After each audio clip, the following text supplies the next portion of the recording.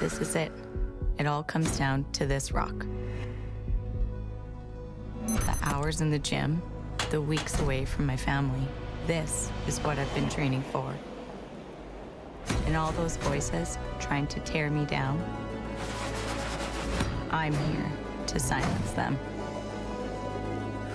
We've given everything we have for a chance to get everything we want. Previously on the Rod Pedersen Show. The Riders, Taylor, proclaiming on Twitter they've won free agency. I'm sure you saw their tweet this morning. Agree or disagree, from your opinion? Yeah, you know what? I would have to agree. They signed arguably the biggest running back free agent, probably the biggest O-lineman free agent, and those are two positions of need for this team in Ouellette and Hardrick. So, yeah, certainly the Riders were winners of day one of free agency, but I think a lot of people are sort of sleeping on what the Winnipeg Blue Bombers did last week, too, getting Brady Oliveira back, getting Dalton Schoen back, a couple of other key pieces from last year's team. So, while Winnipeg didn't do much on the opening day, I still think they were kind of a runner-up in terms of who they've been able to retain this year, aside from losing Hardrick. What are we expecting out of Jeremy O'Day? Just an assessment of the 7 players that they officially added on Tuesday, or what are you walking into here in 30 minutes or so? Yeah, just basically a recap of what they did yesterday and maybe what holes need to be addressed now before we open training camp. AJ Ouellette has flown to Regina, and he's set to meet with the media in just over an hour. So it'll be sort of I think Jeremy will just be sort of a preview to the main event with Ouellette's media conference coming up later. So, yeah, just basically a recap of the day, and I'm pretty sure Jeremy O'Day is a happy guy with all the guys he signed. I think they got everybody they wanted. They crossed all the key positions off on the to-do list, to need list. So I think it was a pretty successful day for Jeremy, and I'm sure he'll be happy to speak on it. Get ready for the Rod Pedersen Show.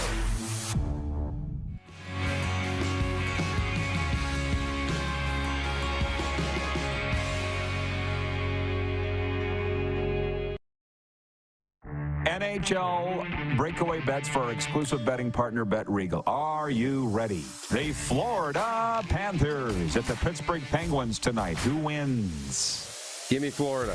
Yeah, that's 2 of us. Well, this is going to be easy. We're going to have to split up on one of these. The Minnesota Wild at the Arizona Coyotes. I'll take the Coyotes. Yeah? Well, you know what? Okay, because I'll take Minnie. This is the Rod Pedersen Show. Yeah. Thanks, guys. Thank you for pointing out that I swept the Bet Regal picks yesterday and Moose didn't. How about that? Welcome to your favorite daytime. Yeah, buddy. Hang on. I got to text this to my guy, Dean. He's in Vegas, and here we go. I'm sending it to him. Today's show. Boom. Okay. Can we bring the Moose in? Moose, I got to say something, Moose. What? Yeah, thank you. Thank you. Congrats. Is that 2 days that I've beaten you? Thank you. What do we do? Twice in a row. It's called sport betting, people. We bet for fun. We don't put anything on it. And that's when I start winning. Figure that one out. But you know what I've realized about this fun sport betting? It really gets you interested in the games. My God, what have I been missing here? I feel like Taylor Swift saying, where's the NFL been all my life? I'm really getting into it now, but remember, we're not putting anything on the line. So, yeah, I get it. It's fun. How you doing today, Moose? What do you got for me? What's up? Yeah, doing great. Off to a good start to the day, and, excited for the show. It's going to be a fun one today. The guests are these. John Liu of TSN Winnipeg. He covers the Jets and the Bombers. And Kyle McIntyre, the president of the Saskatchewan Junior Hockey League, part of our commitment with the SJ, a league that I'm quite fond of. President, commissioner, it's the same thing, Clark. Don't worry about it. I got this. They're not going to find me. We're good. Kyle McIntyre coming up in hour 2. Can you hit the quick 6 show horn, please, Director Jordan? Look, we're good. If you had to say, who wrote the book? Who wrote the book on the SJHL? Who wrote it? You did, Rod. Thank you. And it was a bestseller. So, Bob's your uncle. Okay, we got breaking news on this Thursday from the National Hockey League. It's what we love about daytime sports talk. The breaking news. We're not rerunning, Sports Center reruns. The Columbus Blue Jackets fired general manager Jarmo Kekalainen today, ending his time on the job after more than a decade. President of Hockey Operations John Davidson made the call midway through Kekalainen's 11th full season on the job and 3 weeks before the trade deadline. Kekalainen was the third longest tenured GM in the NHL. Davidson and the hockey operations team will assume GM duties on an interim basis until a full-time replacement is hired. So that went down today in the front office, and I kind of sit here and go, how do we feel about it? Not surprised. Columbus is god-awful. They have been for a long time. They couldn't even get it right winning the lottery last year. I wonder if had they won the lottery and had Bedard, if this would have saved Kekalainen's job. I don't know. I look at the 11 seasons as overall nothingness. I would have fired him a while ago. I got friends who've worked for the team. They say it's a mess, but people always say that. Not any current workers for the team have told me that, by the way, so settle down, those friends of mine that work for the Blue Jackets. Past people. And John Davidson taking over, I'm not sure is the answer, Darren, but what did you think when you heard the news today? I was surprised that he's been there 12 seasons. There hasn't been a lot of Columbus Blue Jackets success I can look back on in 12 seasons. It's unfortunate because, excuse me, he wouldn't be in the role if he wasn't a good hockey guy and didn't know the game and wasn't a good executive. He wouldn't have been there that long. But at the same time, you need to win. You need to have success. And pushing the chips in, Gaudreau and Line A and some of the other moves that have made haven't worked. The Babcock situation hasn't played out all that well. The hiring, the firing, the subsequent where the season's gone. It's just been tough. So they need a complete change in direction. And you know what? Here's the time to do it before the trade deadline. It's amazing that you say all that. It's been a revolving door of coaches. And as somebody who's been in sports my whole life, you hear this a lot. And I'm sure the fans probably talk about it too. And I don't know if I'm more a fan or whatever I am. Certainly one in a million. There's no doubt about that. But John Davidson's the guy that hired Mike Babcock. Everybody said it. That was admitted the day that they hired Mike Babcock. They said, this is John Davidson's hire. He didn't even coach a game. That was a screw up. But what as they say, what's the president going to do? Fire himself? Wouldn't that be honorable? That's why I think of Paul Maurice when he stepped down in Winnipeg. It was one of the most honorable things we've ever seen in sport. And in Winnipeg, they laugh at him and trounce on him for that. And he's like, hey, I'm the problem. I'm out. This ain't working. Bye. Have you ever seen a president do that? Ever? Never happens, right? So, yeah, the coaches all walk the plank, and now finally the GM does. So is it Kekalainen's fault? I don't know, but he's the one that's paying the price today. On the ice last night, some interesting games. Anton Lundell scored twice. Matthew Tkachuk had a goal and 2 helpers, and the surging Florida Panthers cruised past the Pittsburgh Penguins 5-2. Forget about the game. It was a good enough game. Maurice has the Panthers rolling. They expect to win every game. And you know what it is? It's confidence. But what I want to talk about is this, the alt cast. So I don't know about you. They have these fancy remote controls here that you speak into. And I went, Panthers. Boop. Up came what I thought was a television broadcast on True TV. It took me into streaming. And then all of a sudden, it's the Spit and Chicklets guys hosting a Manning brother type alternate broadcast. And I'm like, nah, this isn't going to do. This won't do. I don't want to sit and watch this game with anybody, let alone those guys. And I'm on record as saying I don't have a problem at all with the Spit and Chicklet guys. Biz has been on this show. He's a great guy. I got to know him in Arizona, but I don't want to sit and watch a game with him on television anyways. So I guess I want to know what the viewers think. Number one, was it available in Canada? Did you know that they were doing this, Darren? This one, unfortunately, slipped by me. I only learned about it this morning. I think it went over pretty well from what I understand, but it was kind of a trial to see if it would work. But I don't know that. I like the Manning cast in highlights and small doses, but I'm not a guy who will sit down and watch it for 3 hours. Right. And by the way, I'm not saying these alternate casts are a bad thing. I had a guy contact me here recently, and he's like, we do a Florida Panthers live stream during the Panthers games. Would you like to be part of it? And I'm like, let me think about it. But I don't think so. But the guy's got big numbers. I understand that people want to do that. I think a lot of thousands of people tune in to watch Steve Dangle watch a game. I don't get it. But that's not to say that there's only one way to do things. There's more than one way to skin a cat, I've learned. Or what's the politically correct way of saying that? Feed a cat? Feed a cat? There's more than one way to feed a cat. Yeah. Yes. So I watched a little bit of it, and I'm not interested. And yeah, I'm going to just stop there. I'll say something that'll get me in more trouble than I normally get into. In Winnipeg, Connor Hellebuck stopped 17 shots for his third shutout of the season as Winnipeg beat San Jose 1-0. Morgan Barron scored as the Jets won their second straight after a season-high 5-game skid. And in Tempe, this is the game that won the slate for me in our Bet Regal breakaway bets. Joel Eriksson, Eck, and Matt Boldy each had a goal and a helper. Marc-Andre Fleury stopped 25 shots, and the Minnesota Wild won their fourth straight, beating Arizona 3-1. Point 2 of our Quick Six show topics is NHL rumors, because everybody loves rumors unless they're in them. So I don't know. I've realized it's taken me 2 to 3 years to realize I don't have to stay on top of what's the latest rumor out there. 99% of this crap doesn't happen anyways. So, but I did open my phone and I saw the barn burner guys in Calgary saying the Flames should go after Mitch Marner in Toronto. And to be honest, I'm like, what? What? Wasn't Red, or at least the barn burner guys, saying the Flames should be rebuilding? Now you want to bring another underachieving winger at $11 million a year? You already got another, and Jonathan Huberdeau at 10.5. It makes no sense. But then I'm like, whoa, wait. You weren't going to get into this, Rod. It's going to be a month of this kind of stuff. So Marner to the Flames. I said to you in the morning meeting, is he even available? I think it's going to get crazy. What do you think over the next 3 weeks till the trade deadline? It is. We always wonder how many moves will happen. Excuse me. Who will be the big moves that will come out?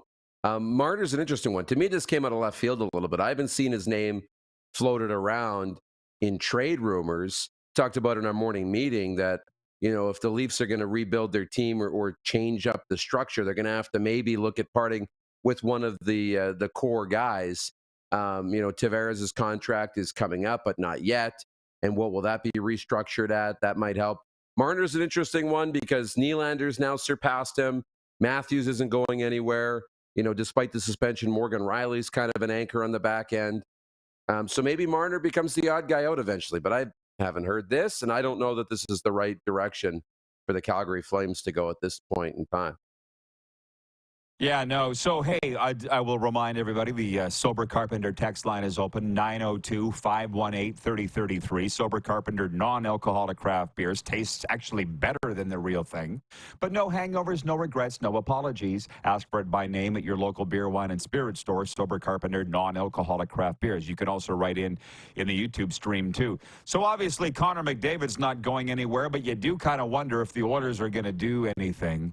And so it brought up this. It could have been yesterday's poll question. I pushed it to today with McDavid doing his 6-assist thing the other night. He's now the 4th fastest player to hit 600 assists. 3 players did it in less games than he did. And by name, they're Wayne Gretzky, Mario Lemieux, and Bobby Orr. They all have Stanley Cups. Connor McDavid does not.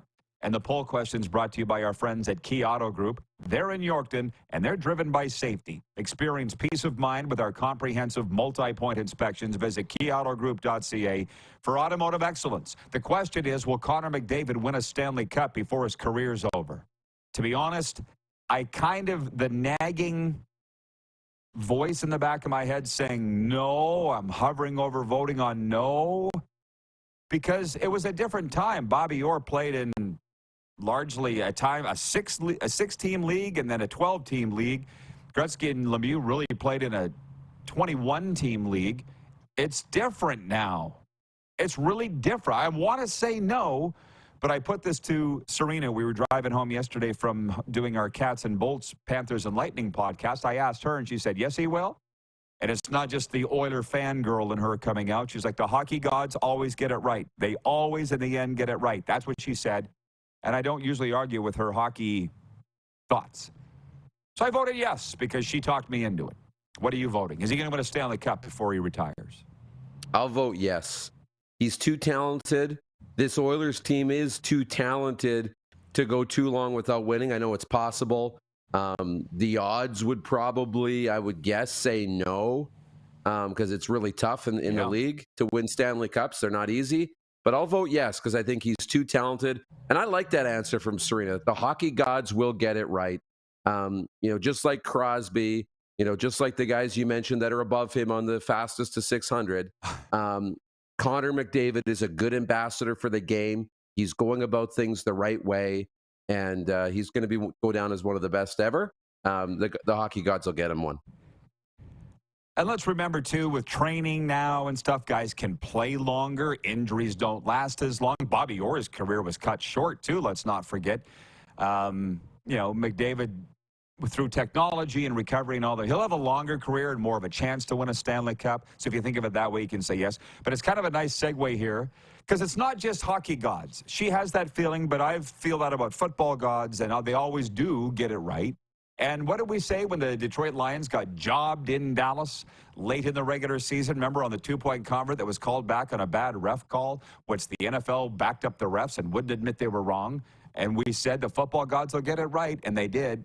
Cowboys crapped the bed in the playoffs, and Detroit went on to the conference championship. They got it right there. So speaking of, a couple of NFL notes. Less than a week after the 49ers lost in the Super Bowl, the team's making changes. Team fired defensive coordinator Steve Wilks 3 days after losing the Super Bowl to the Chiefs. I'll remind you, this is a team that allowed less than 20 points per game all year, and they only allowed 19 in regulation against the Chiefs. But somebody's got to walk the plank. It ended up being Steve Wilks.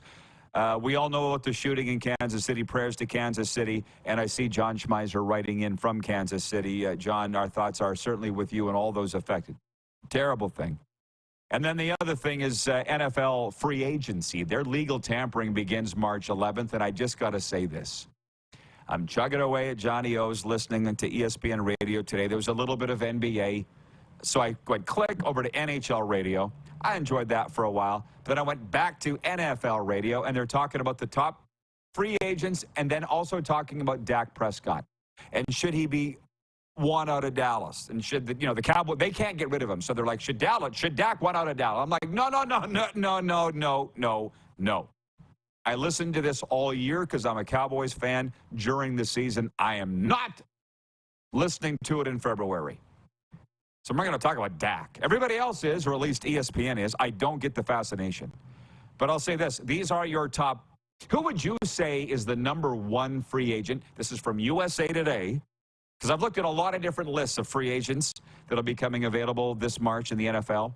And they all have a different number one. They actually all have a different top five.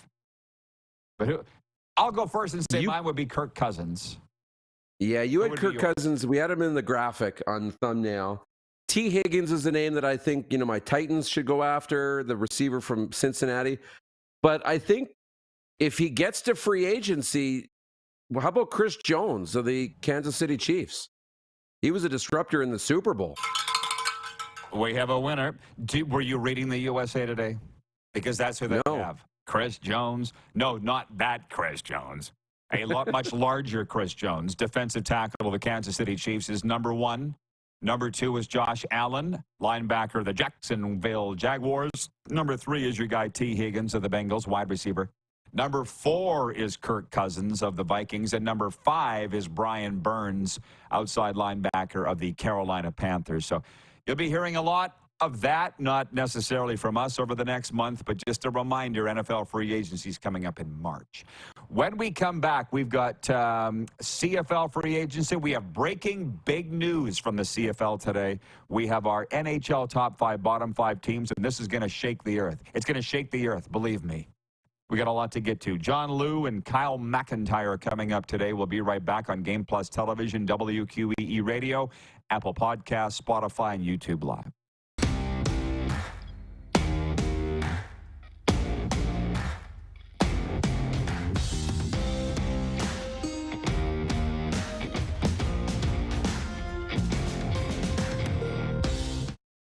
The sports landscape continues to change, and teams and facilities are under more pressure to provide online and in-venue entertainment. They need the right team to deliver their product. Look no further than IKS Live. We provide service across North America and produce the best fan experience across all platforms.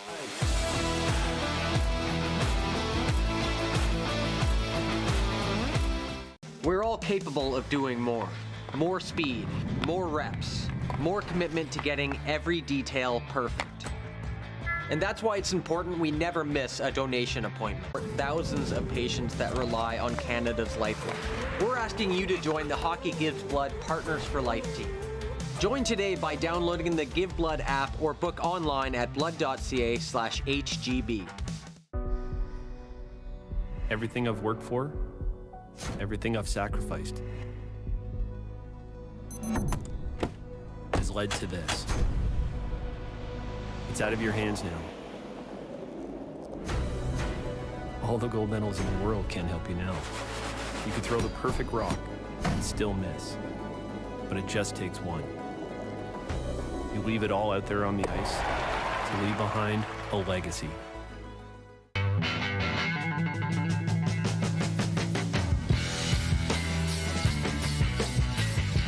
Did you know that you can help save a life? And you can start right now. Stem cells from male donors increase chances of positive outcomes for patients, yet they only make up 40% of our registry. Today, there are hundreds of people in Canada searching for their life-saving match. You can be a patient's best hope. Be a hero by registering with Canadian Blood Services Stem Cell Registry now.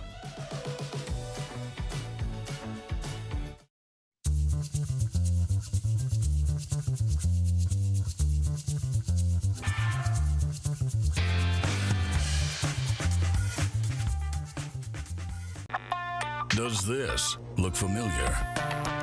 Your fans deserve an incredible arena experience. It's time for an upgrade. Stunning graphics.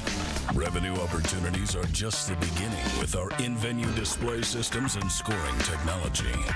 Let us help you find the best solution for your facility. EDG, always delivering the best fan experience. Text 902-518-3033. 902-518-3033. Pick up your phone and text RP, that's Rod Pedersen. Text 902-518-3033. Here's how your business can be a part of Canada's fastest growing sports talk show.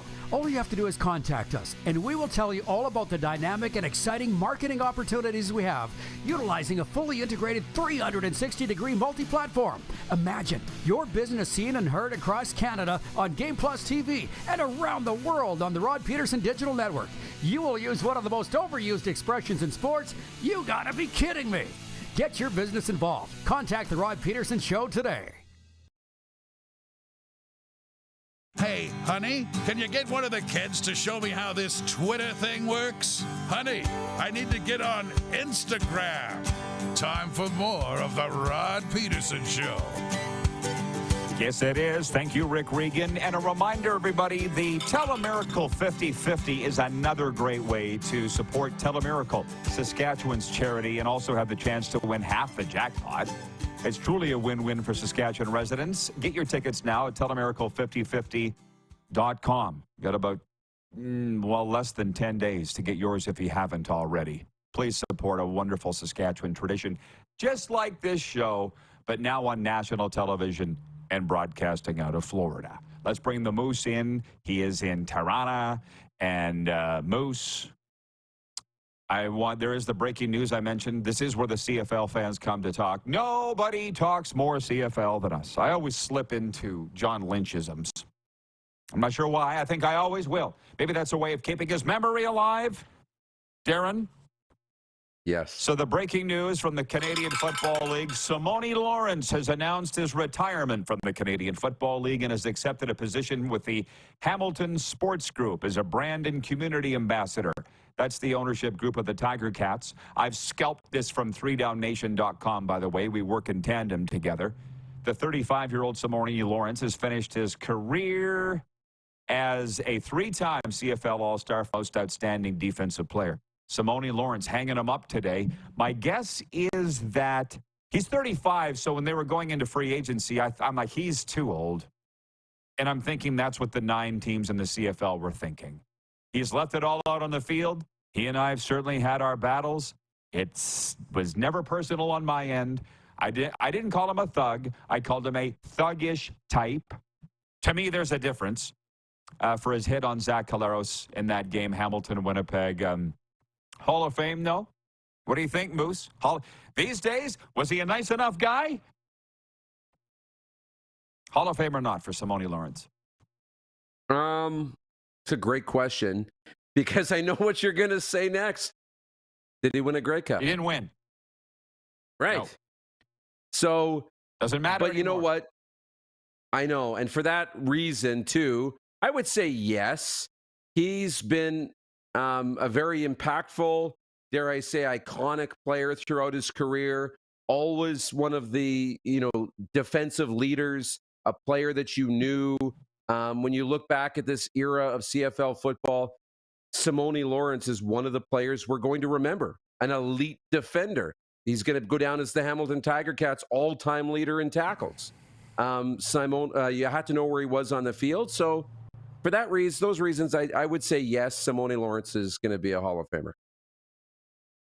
It's really going to come down to whether the CFL wants him in or not, because they run the Hall of Fame. It's not its own exclusive satellite agency with inductions voted on by a committee. That's what I've been led to believe. That's what it used to be.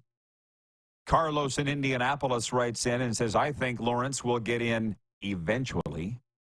Jeff, the Stampeders fan, says, Rider fans better not live in glass houses when it comes to Lawrence.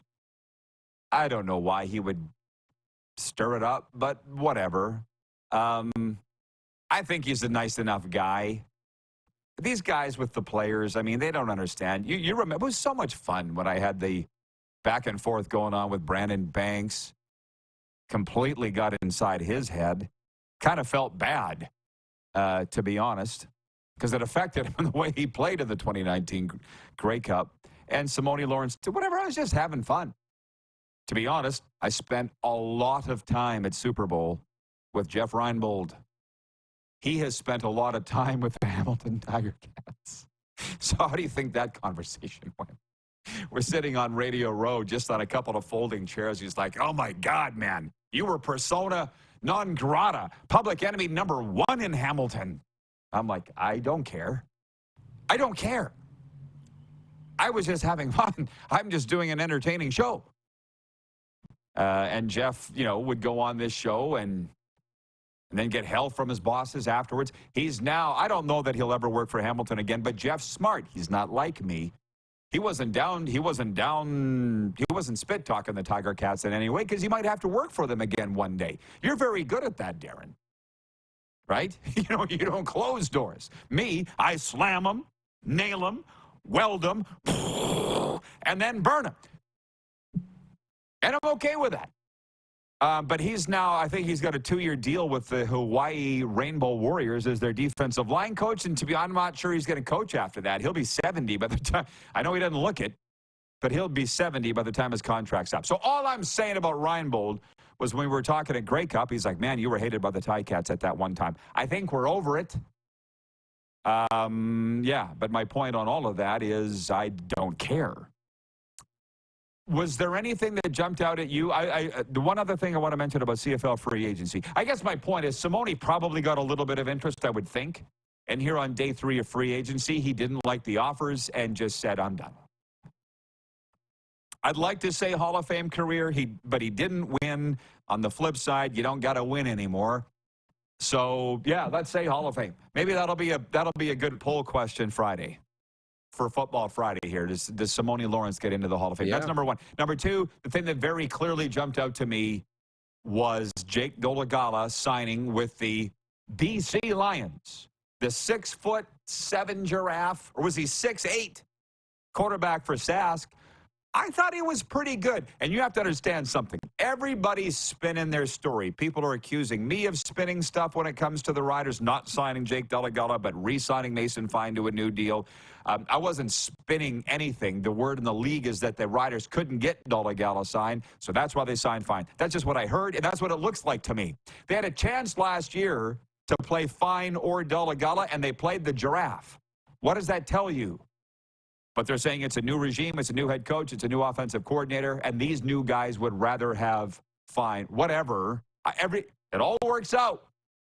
Seems like Delegala's happy with BC. They say they're very happy with him. I think he's good. It just wasn't going to happen for him and Sask. That's what I saw coming out of yesterday. You?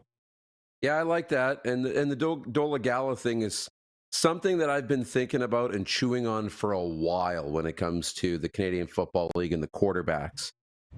There's only room on your roster for one backup quarterback these days in football. That's the wild part. And I know people will be in the comments saying, well, Darren, there's 3 quarterbacks on the roster. The third quarterback now is exclusively a short yardage quarterback. The third quarterback, your short yardage quarterback, is not somebody that teams are looking at to develop into an eventual starter anymore. That's a specialty position for short yardage. That's why you're seeing some veteran quarterbacks, good athletes, be put in that third quarterback spot. It's your backup that is kind of your guy you're grooming to be the next starter. Your third quarterback is separate. So they only could choose between Delegala and Fine. If they didn't get him signed, they went with Fine. It's not like you can keep them both anymore. So he goes to BC and hopefully gets his opportunity there behind Vernon Adams. Randy from Winnipeg writes in. He's got a few comments. Number one, he says, I'm a believer you don't need a championship to be in the Hall of Fame of any sport. That's fine. Clearly, these committees now agree with you, Randy. It would help. It would help, I would think. It would help to be a champion. But no, I mean, Dan Marino's in the Hall of Fame. It's tough to win a championship. It doesn't matter anymore, so I moved on. It doesn't matter. Regarding whether McDavid will ever win a Stanley Cup, which, by the way, 55% of respondents of our poll are saying yes for Kyoto Group. That same Randy from Winnipeg says, don't forget there's less teams for 99, Wayne, and Bobby Orr, and Lemieux to win. Tougher to win a cup with 32 teams. That's what I had pointed out earlier. I know it's not going to be very easy for Connor McDavid, but we do think the hockey guys, or the the hockey gods will get it right. Vince writes in and says, Milt Stegall belongs in the Hall of Fame. I get what you're saying. He didn't win a championship, but he should be in. Well, listen, Guy, I think it was you, Darren, who had this adage to me years ago. You said, if you got to ask if a guy's in the Hall of Fame or not, he ain't. Wasn't it you that said that? Yeah, and I'll be honest, I was paraphrasing Deion Sanders. I think that's where I picked it up, was from Deion years and years ago. He had said this once, and it stuck with me. I'm like, you know what? The Hall of Fame, you walk in there. Like, I haven't been in the other Hall of Fames, but I've been in the Hockey Hall of Fame a few times. You walk in there, it's hallowed ground. And there should be no doubt whether you belong in there or not. And if you have to have a debate over whether a guy's a Hall of Famer, then he's not a Hall of Famer. It should be open and shut, slam dunk. We all agree. But not I don't think we're ever everybody going to agree. Not everybody sees it that way. Kevin Glenn, is he a Hall of Famer? Hell yeah.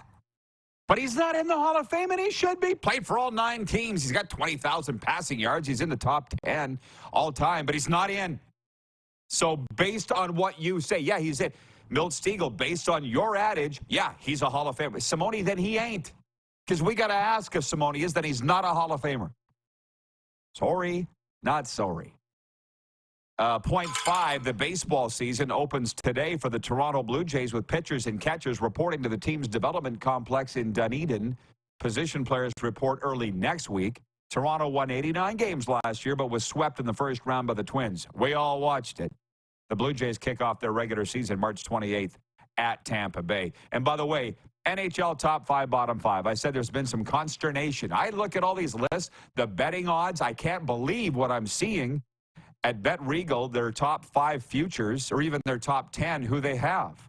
I'm starting to wonder what we should be drug testing with odds makers, not just Bet Regal, but I think a lot of these betting companies, Darren. But are you ready for my top 5, bottom 5 National Hockey League teams? Let's go. Okay.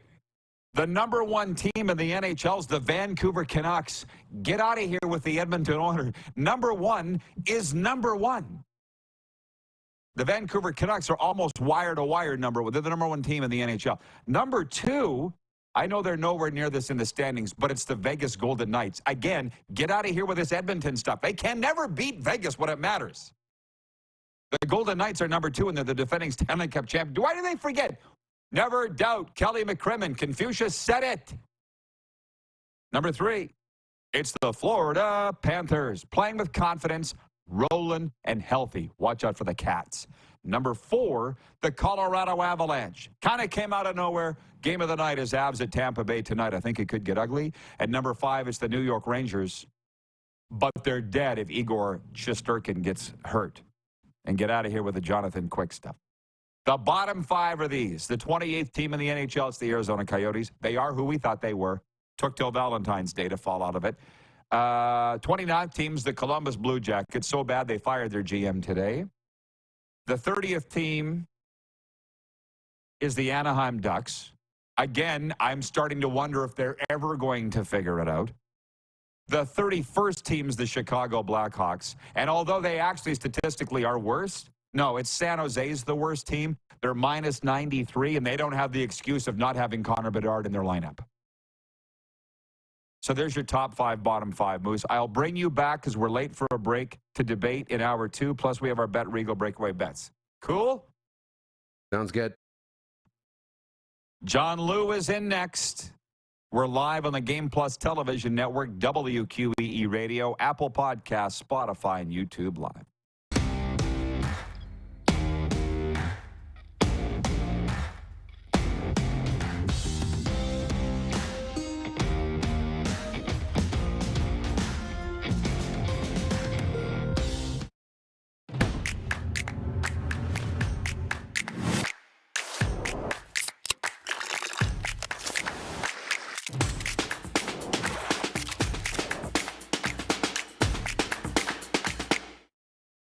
IKS Game Day wishes to congratulate the City of Estevan and Affinity Place on their brand new center ice display. This state-of-the-art score clock features 5 LED faces with full motion graphics, scoring integration, and our new Halo mounting system.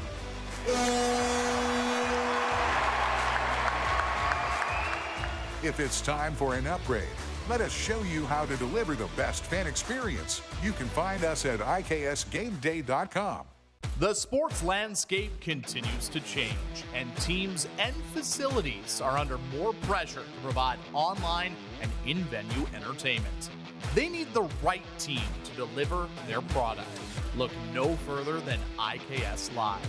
We provide service across North America and produce the best fan experience across all platforms.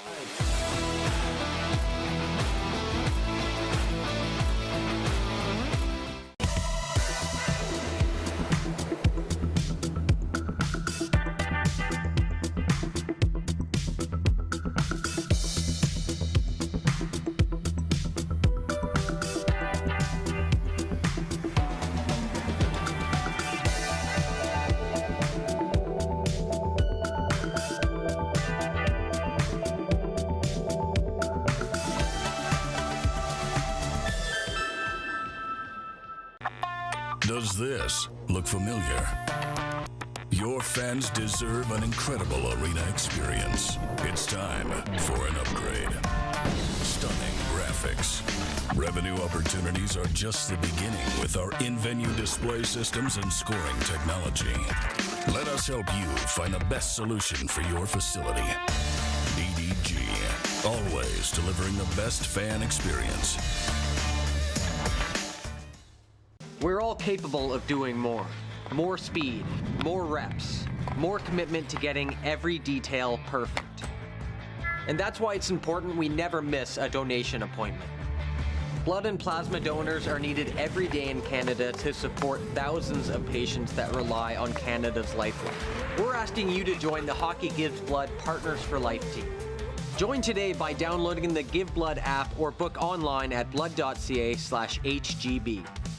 At the Key Auto Group Pre-Owned Division, we're bringing back that new car feeling.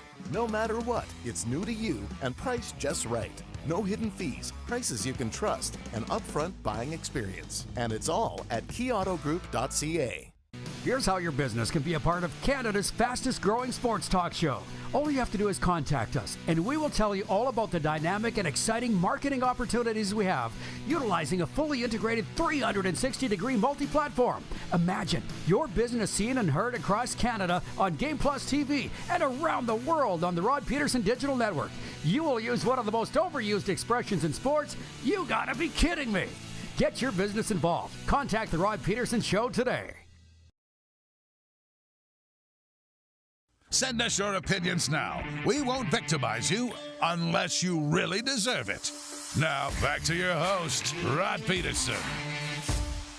Hey, we heard from Key Auto Group in our break for our streaming audience. Big Jets fans in that area around Yorkton. And last night, Connor Hellebuck stopped 17 shots for his third shutout of the season. Winnipeg beat the San Jose Sharks 1-0 at Canada Life Center. Morgan Barron scored for the Jets, who won their second straight after a season-high 5-game skid.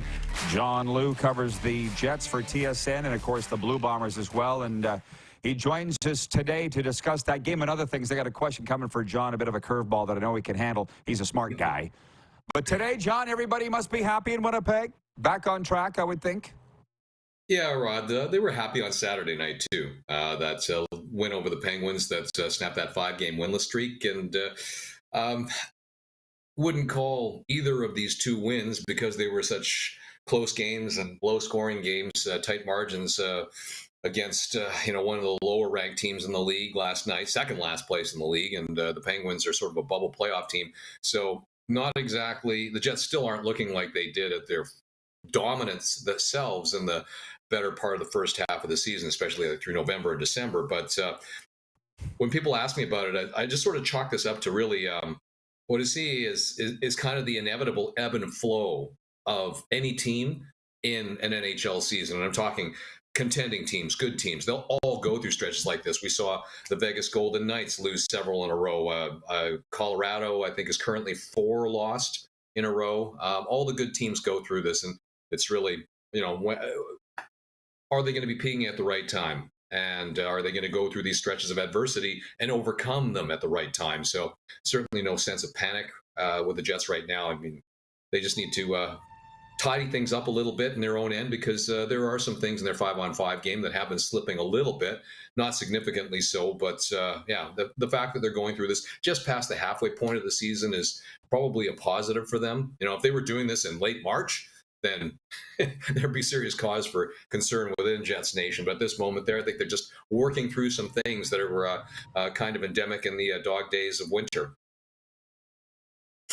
Well, I'm smiling because you say no panic with the Jets, but that's different than the fans. And to be honest, when the Jets lose 2-3 in a row, I head for the hills. I don't even open my phone because I got a lot of friends there, and it's insane. My question to you that I said that you weren't going to be prepared for was, who's more riddled with anxiety, Jets fans or Habs fans, because you spent so much time in both cities?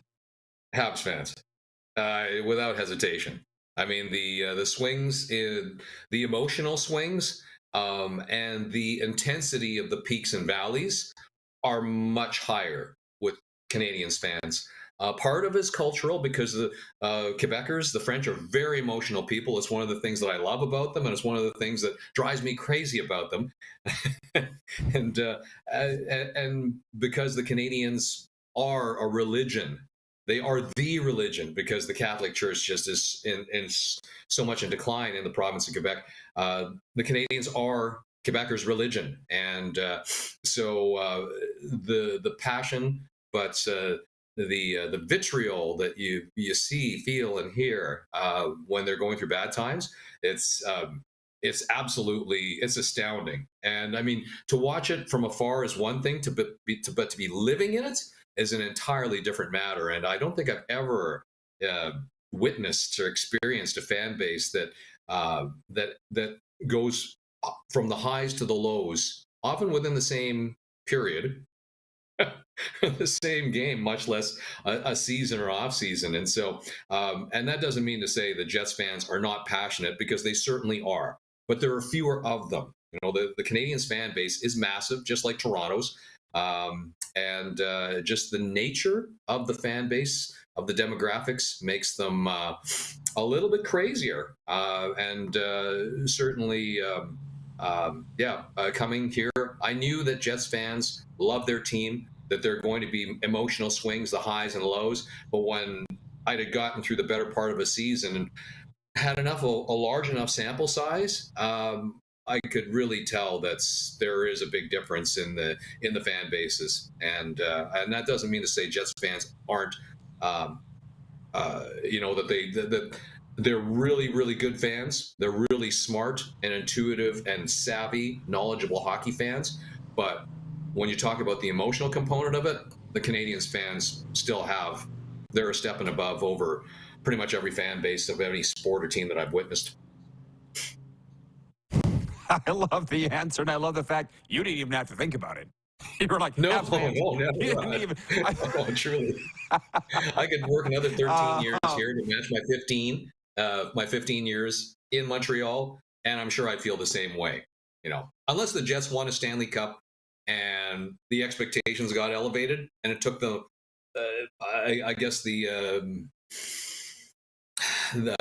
way the fans would react, the way that they would interact with the team might go to a different level. But no, seriously, it's for me, it's always going to be Montreal in that category. I'll ask you this, and maybe you get asked about it every day because Winnipeg's your hometown, so you've got a lot of family around, but you seem really happy with this move. Montreal to Winnipeg. Montreal's Canada's Vegas, man. There's a lot going on there. I was surprised that you left, but has it been as good a move as it looks for you? For me personally, absolutely, Rod. Yeah. The simplest way I can put it is that I never thought that I'd have the opportunity to do what I love in my hometown. And I'm not going to go into all the reasons why I was motivated to come back, because there are myriad, and a lot of them are personal. But just the fact that I get to that I'm hosting the games is a big step up for me in terms of my duties in my career, at this stage of my career. I wasn't able to do that in Montreal, although I wanted to.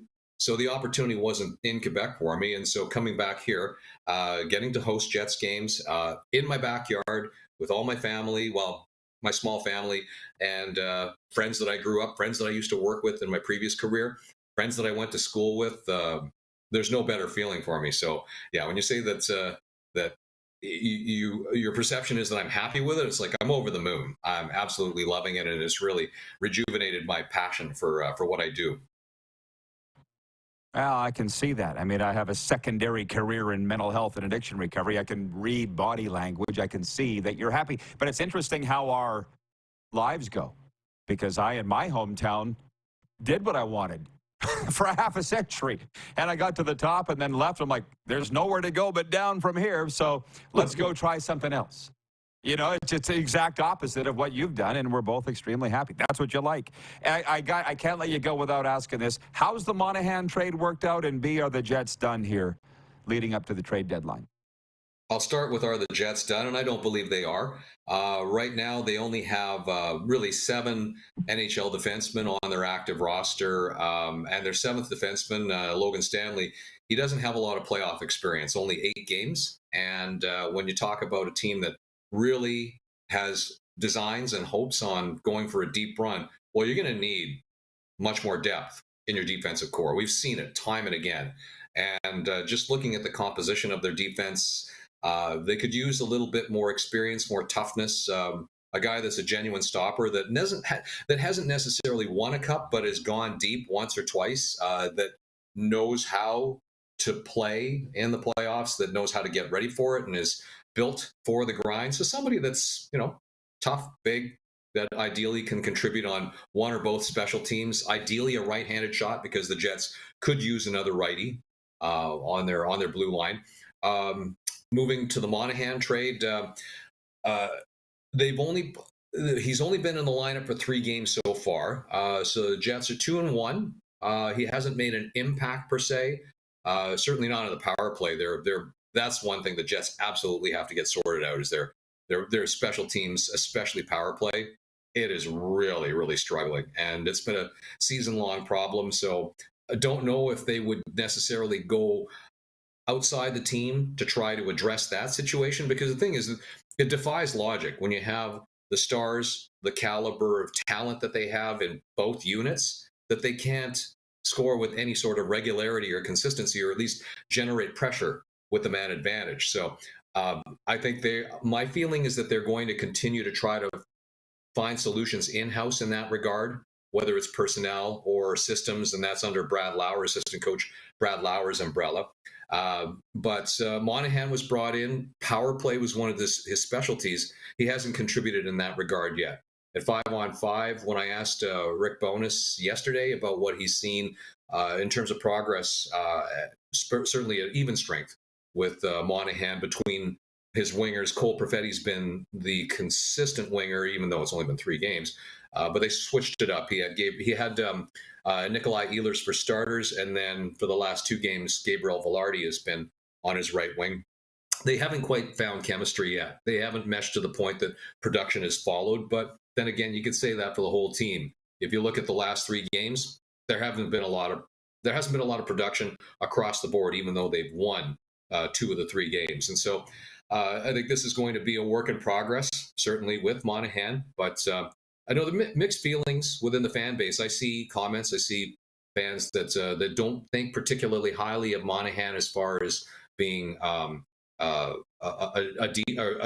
true defensive center. Because if you take a look at his Corsi numbers at 5-on-5, he's below 50%, right? So, I mean, from a possession standpoint, he's not controlling the majority of shots share at even strength. And so I think that's part of what fans don't like. But when you talk to people within the team, whether it's Rick Bowness or his teammates, they do like certain elements within the 5-on-5, whether it's forecheck, whether it's anticipation, his poise, his ability to make plays, his experience. He's a very good teammate. So, I mean, all those intangibles and some of the deeper metrics, we're going to need a larger sample size to determine what his impact's going to be, in addition to the eye test and the production. So at this point, unfinished grade, Rod, but I think that the Jets still believe that they're a better team with Sean Monahan in the lineup than they were prior to the trade. A wonderful report. I knew it would be. John, thanks for the time, man. Enjoy the hockey. Thank you, Rod. Anytime. My pleasure. TSN Winnipeg's John Liu. Coming right back with a sports update and audience takeover after this. We're live on Game Plus TV, WQEE Radio, Apple Podcasts, Spotify, and YouTube Live.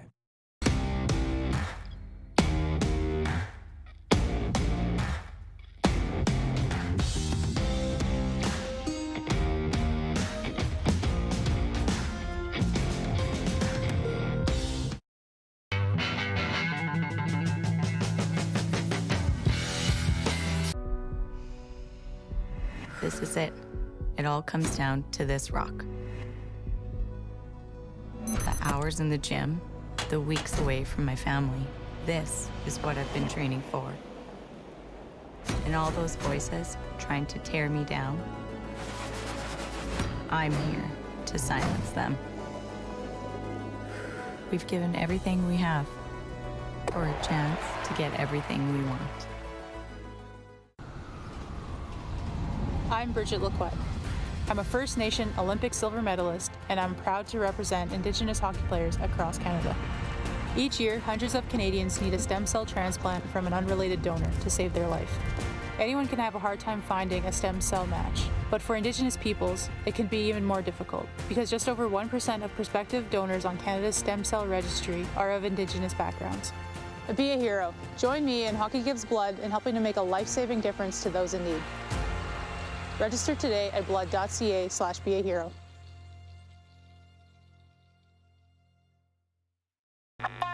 Does this look familiar? Your fans deserve an incredible arena experience. It's time for an upgrade. Stunning graphics. Revenue opportunities are just the beginning with our in-venue display systems and scoring technology. Let us help you find the best solution for your facility. EDG, always delivering the best fan experience. Text 902-518-3033. 902-518-3033. Pick up your phone and text RP, that's Rod Pedersen. Text 902-518-3033.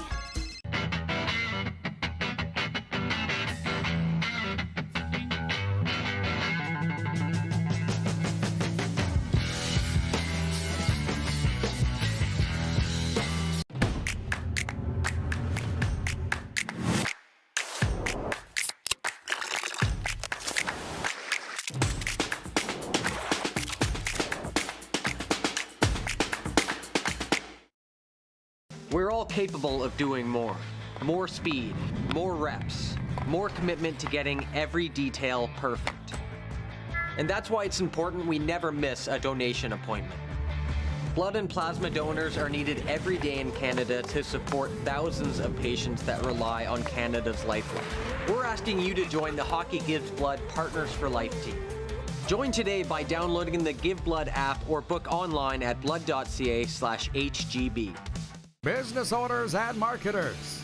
Okay, we know you think we're pretty cool. That's why we want you to share in the coolness factor. Partner with The Rod Pedersen Show and market your business every weekday to sports lovers just like yourself.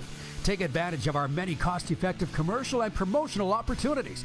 Tell the world about your business. Yes, the world. Thanks to Game Plus TV and the Rod Pedersen Digital Network. Contact us today and find out how you can be a part of Canada's fastest-growing sports talk show, The Rod Pedersen Show.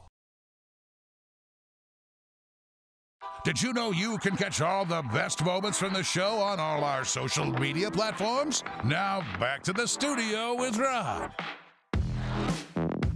Hey, a quick one. A sports update on this Thursday. 3 former Canadian under-21 champion skips will lead their teams into the opening draw, the 2024 Scotties, which gets underway Friday at the Winsport Event Center in Calgary.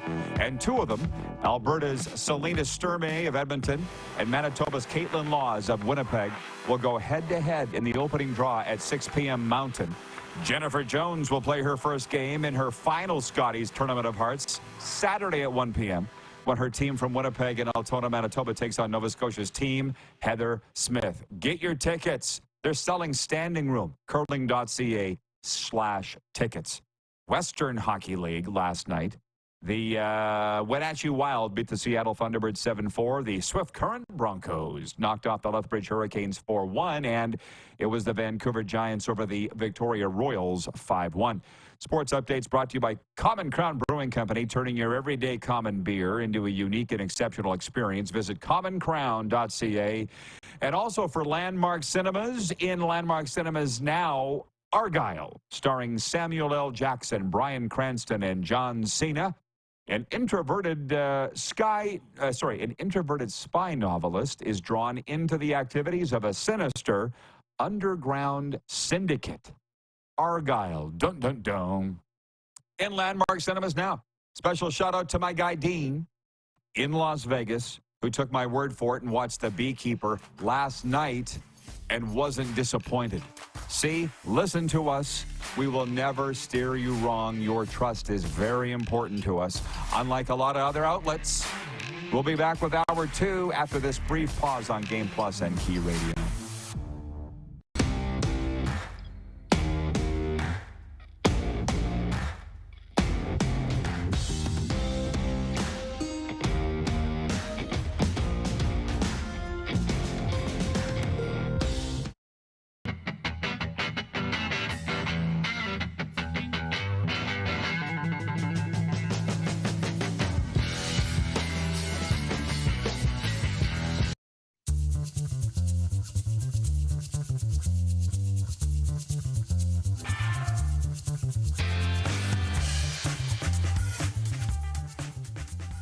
At the Key Auto Group Pre-Owned Division, we're bringing back that new car feeling.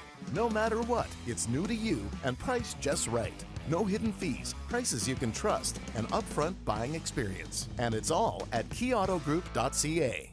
We're all capable of doing more. More speed, more reps, more commitment to getting every detail perfect. And that's why it's important we never miss a donation appointment. Blood and plasma donors are needed every day in Canada to support thousands of patients that rely on Canada's lifeline. We're asking you to join the Hockey Gives Blood Partners for Life team. Join today by downloading the Give Blood app or book online at blood.ca/HGB. The sports landscape continues to change, and teams and facilities are under more pressure to provide online and in-venue entertainment. They need the right team to deliver their product. Look no further than IKS Live. We provide service across North America and produce the best fan experience across all platforms.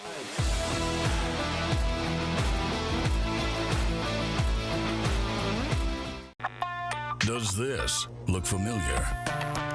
Your fans deserve an incredible arena experience. It's time for an upgrade. Stunning graphics. Revenue opportunities are just the beginning with our in-venue display systems and scoring technology. Let us help you find the best solution for your facility. DDG, always delivering the best fan experience.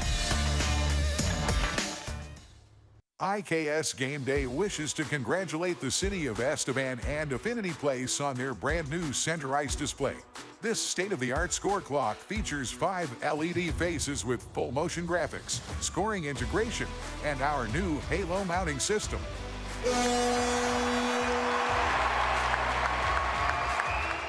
If it's time for an upgrade, let us show you how to deliver the best fan experience. You can find us at iksgameday.com.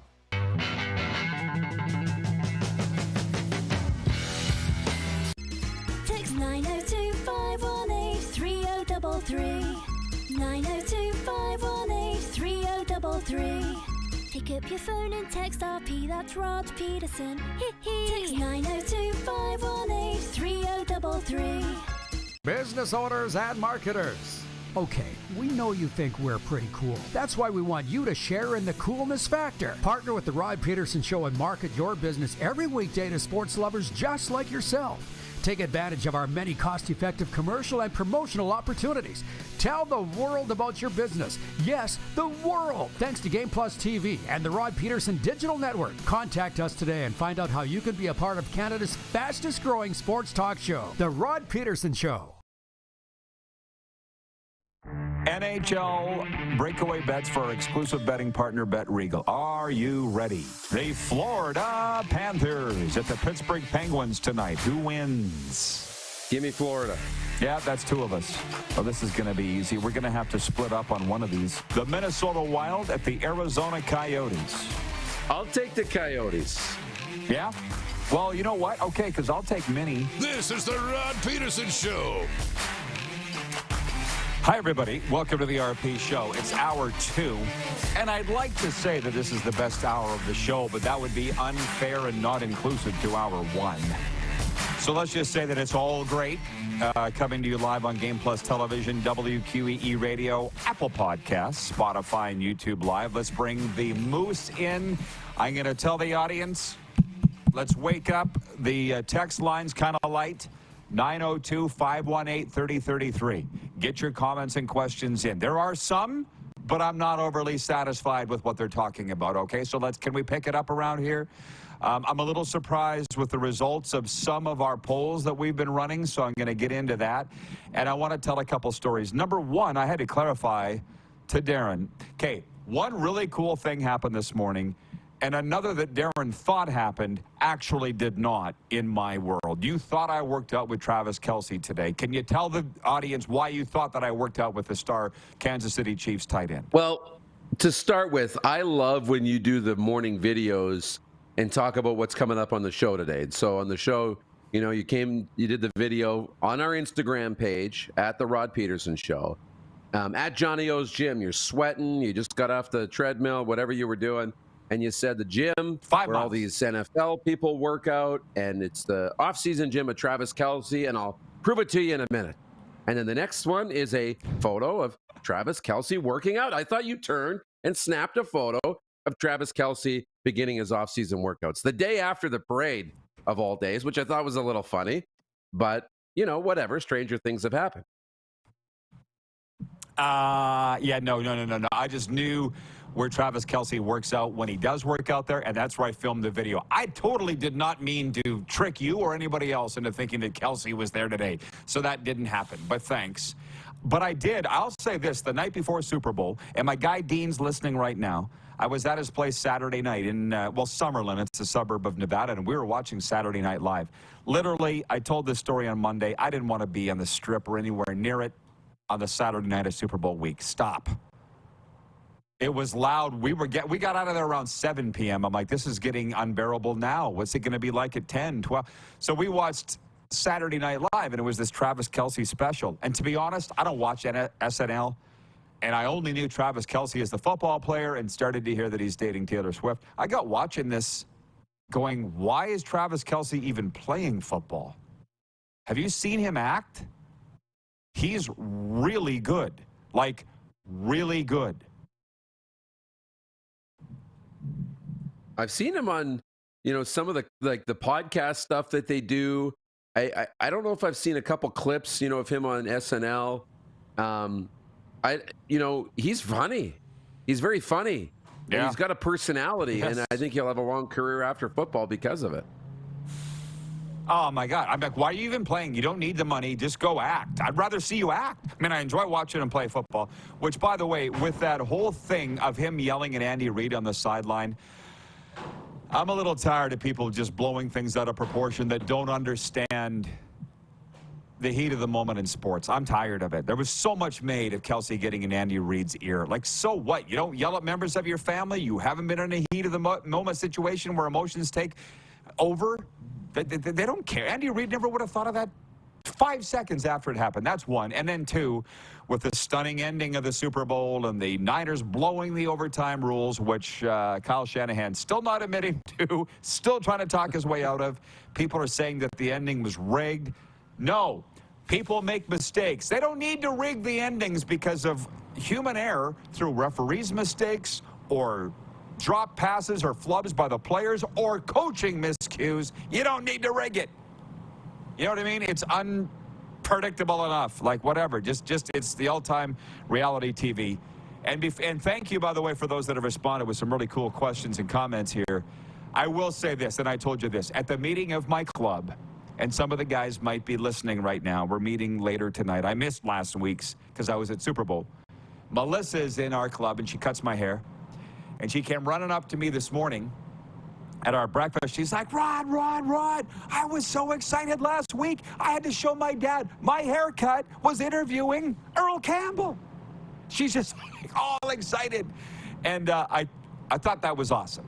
Melissa cuts my hair, and she felt part of Super Bowl because this haircut interviewed Earl Campbell, the Houston Oilers great, and Brandon Mitchell, the Super Bowl winning defensive lineman. I still can't remember if it's the Giants or the Patriots, maybe both. But isn't that cool that you would feel that, just to feel part of it?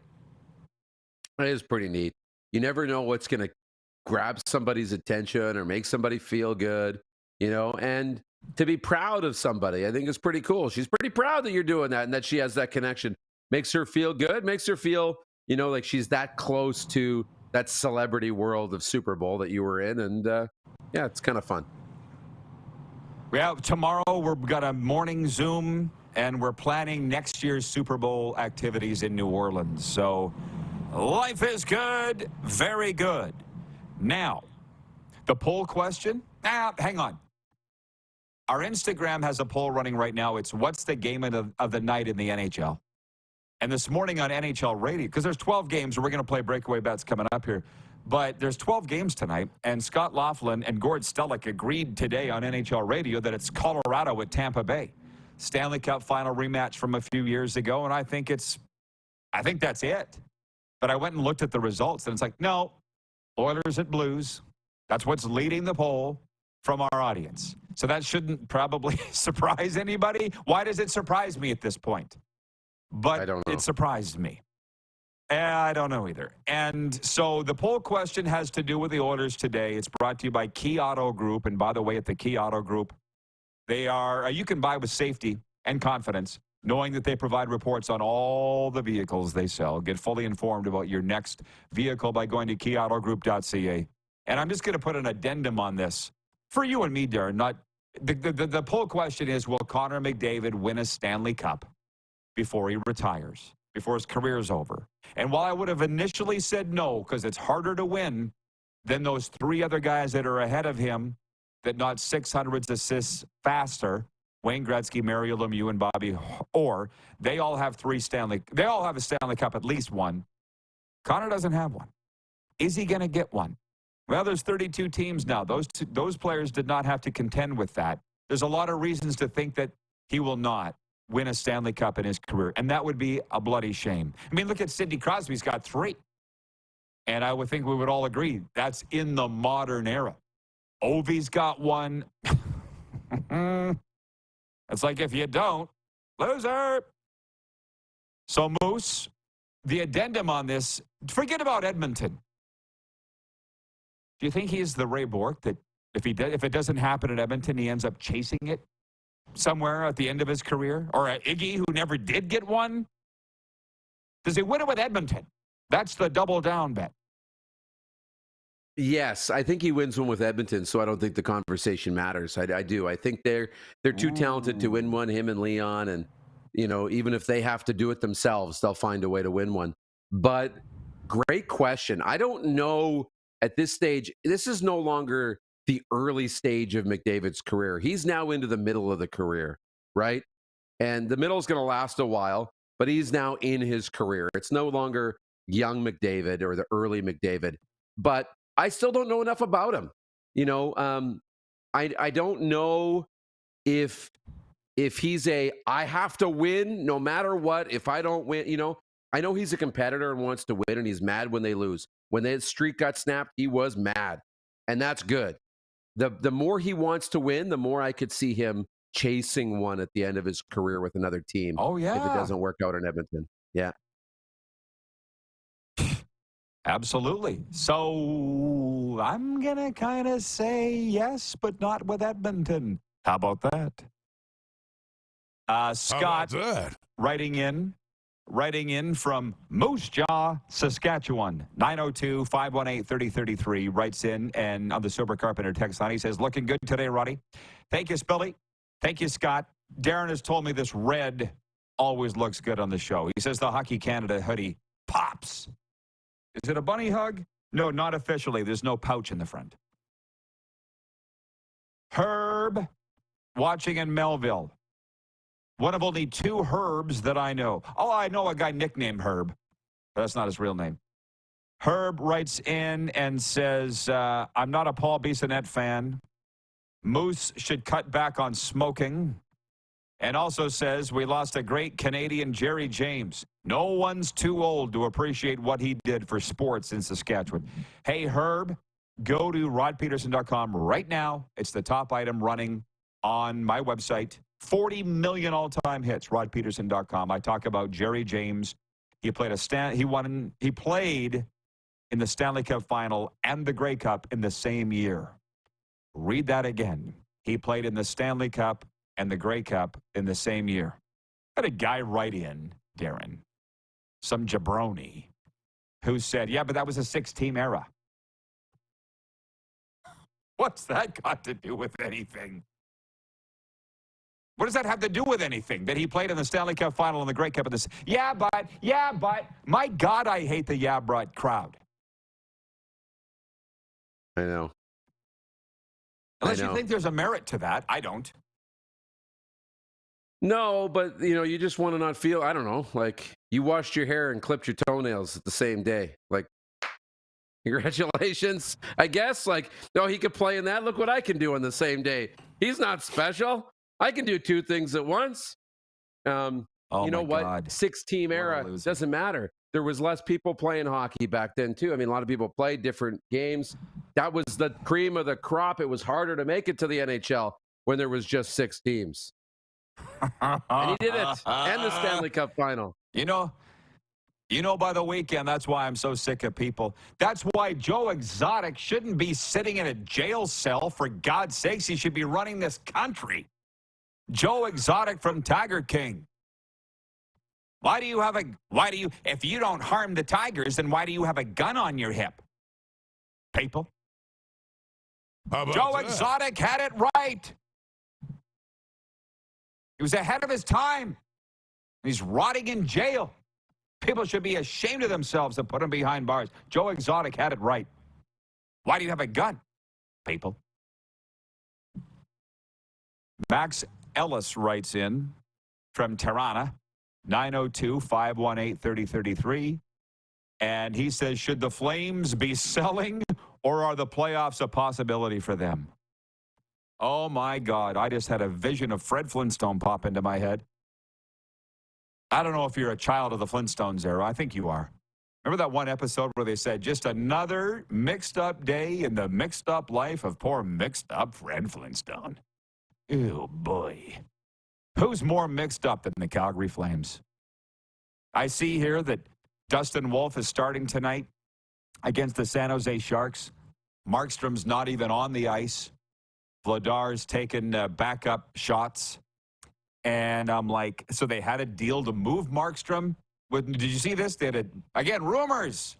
We were talking about this last hour. What are the big rumors? The big rumor is that the Flames had a deal on the table with New Jersey to send Markstrom to the Devils, and for whatever reason it fell through. I didn't hear the reason why. I'm not sure that it matters.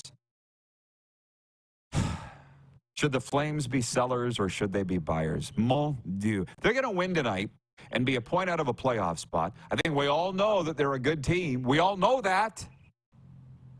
And you got Rhett Warner saying that they should acquire Mitch Marner. And I feel like a month ago, the Rhettster was saying they should sell the team.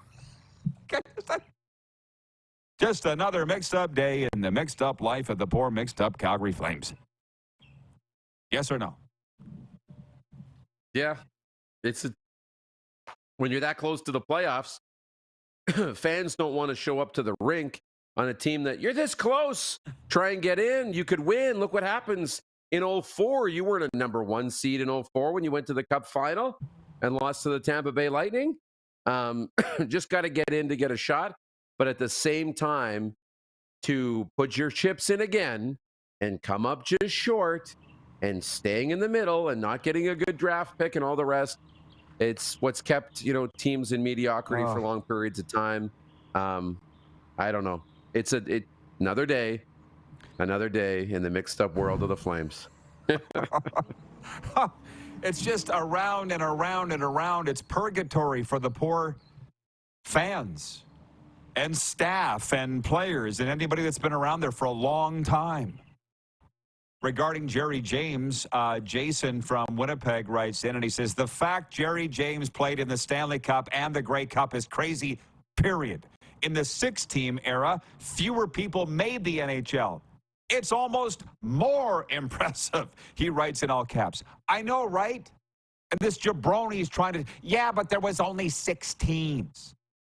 Yeah, no Europeans, no helmets. Trevor in Red Deer writes in and says, answer to your poll question, McDavid will win a Stanley Cup, but it won't be with Edmonton. How about that? Hot take. We agree on that. We'll be back. There is breaking news today, by the way, from the Canadian Football League. Simone Lawrence retiring and joining the Hamilton Tiger Cats front office. He's hanging up the blades and retiring the axe. Is he a Hall of Famer? That's the debate we'll carry over here into hour 2. We've got Kyle McIntyre coming up, the commissioner of the Saskatchewan Junior Hockey League, one of my favorite leagues. We got a lot of topics on the table today, just like the Golden Corral. We'll be right back on Game Plus Television, WQEE Radio, Apple Podcasts, Spotify, and YouTube Live.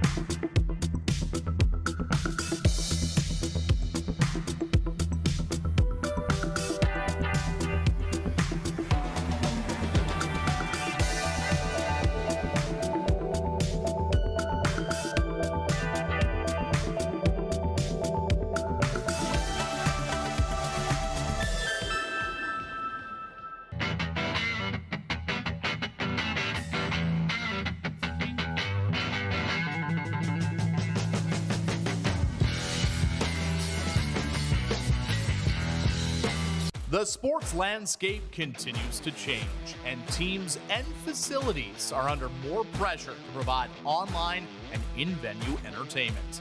They need the right team to deliver their product. Look no further than IKS Live. We provide service across North America and produce the best fan experience across all platforms.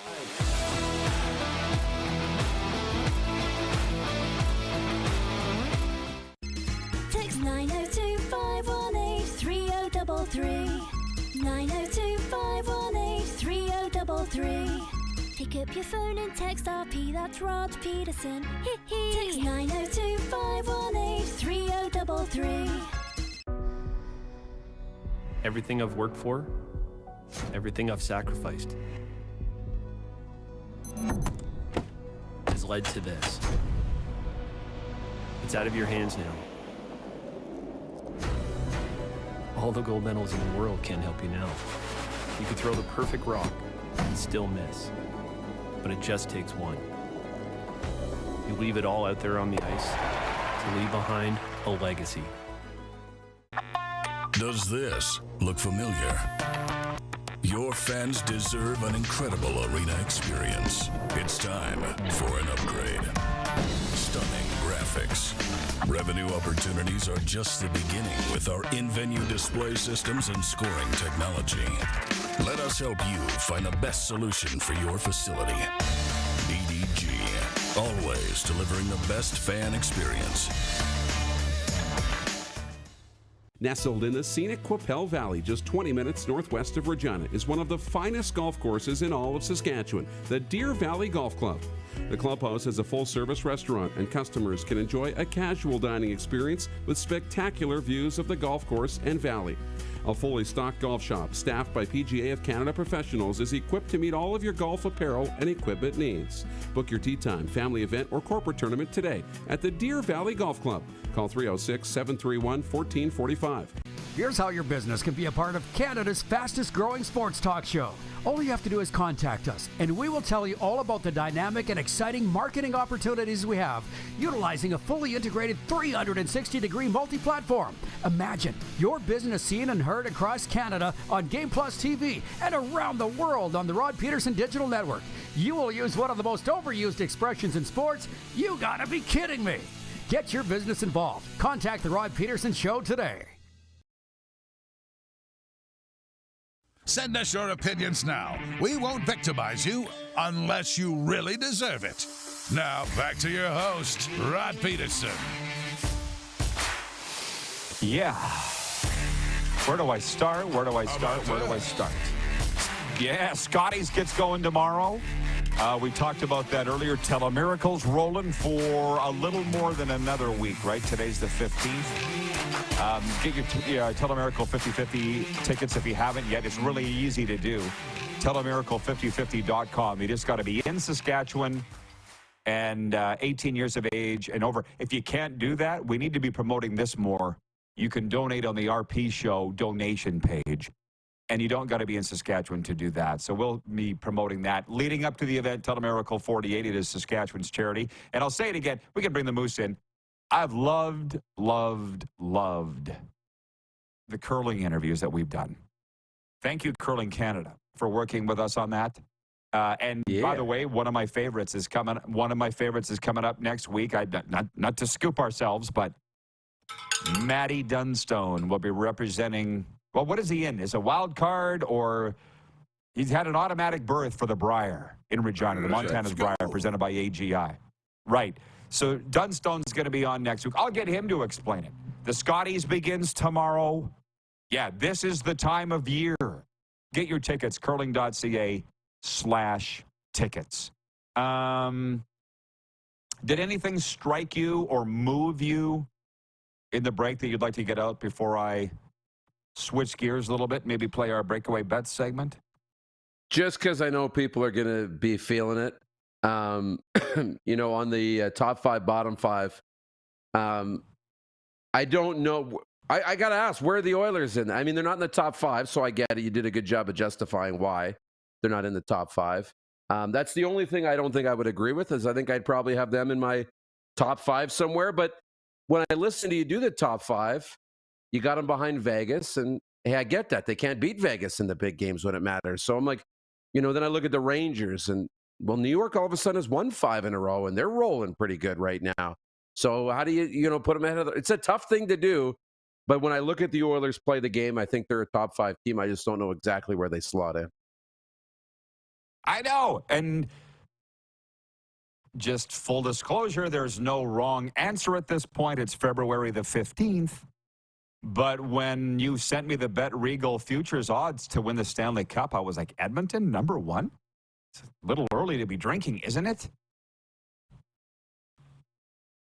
I'm loving the topics today. Is Simone a Hall of Famer? It's the only thing that we brought up CFL-related here an hour or two, and people are writing in like crazy on it. From the Barflies in Winnipeg, says every Hall of Fame linebacker plays on the edge that sometimes gets crossed. I think he's done enough to get in. Jeff, the Stamps fan, says the person we should ask about that is one Zach Caleros. Yeah, I would be interested to get his take on that. Wayne in BC says that's a big no for me on Simone Lawrence going into the CFL Hall of Fame.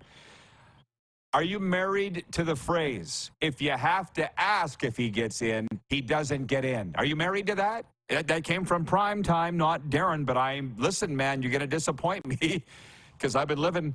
That's like Talladega Nights, where Ricky Bobby gets reunited with his estranged father, and he said, if you're not first, you're last. Huh? Where'd you get that stupid saying? You! Oh, did I say that? That's dumb. That doesn't make any sense. Ricky has lived his whole life on that. I'm about to base my whole life on this phrase. If you have to ask if a guy's worthy for the Hall of Fame, he doesn't get in. So are you married to it? You know what? I'm sticking with it. I don't stick to much, but I think that's a great way to decide if someone's a Hall of Famer. It should be a slam dunk. I'm here for the debate. If you want to debate, because again, I think a guy's a slam dunk. You might not, right? So it needs to be unanimous. I think you go around the table, and if we don't all think he's a Hall of Famer, is he really a Hall of Famer? That's it's a tough way to go about it. But the Hall of Fame is supposed to be exclusive. It's supposed to be an exclusive group of people, right? If you can't wait until tomorrow, because I'm going to tell you right now, spoiler alert, that'll be our poll question. Should Simone Lawrence get into the Hall of Fame? It's on our Instagram right now, at The Rod Pedersen Show. Go give it a follow. 55% of people, by the way, voting yes, including Darren DuPont. I see who votes on what, just so you know. Regarding Jerry James, John Ohm from Winnipeg writes in and he says, and the dude only got $10,000 each to play in both the NHL and CFL. So we got $20,000 to play in both the Grey Cup and the Stanley Cup. What do you mean only? Let's remember it's the 1950s. That's pretty good change now, let alone then. Yeah. We're going to go down this road of how the whole world's gone crazy, Darren. But everybody looks at the wages. It's just insane. I know where John's coming from, but you go ask Jerry James if he has any regrets, and you don't have to ask him because I know the answer. Nope. What's it worth to go down in history as the only man to ever play in the Grey Cup and the Stanley Cup in the same year? Because there might have been others that did it. I want to say Lionel Conacher did. Canada's Athlete of the Year for the first half century. But Jerry did it in the same year. What's that worth? Again, he's the only guy to do it. What are we talking about? Doesn't matter what it is. Oh, I went to the moon. Yeah, but could you buy a cup of coffee on the moon? There's nothing up there. So what? He went to the moon. Nobody's ever done it. But, if it was easy, everybody would have done it. Yeah, but there's no McDonald's on the moon, so. You're right. That's like the guy what that did you even do up there? You're all by yourself. What a loser. You hung out by yourself. Loser. So you went to the moon, so what?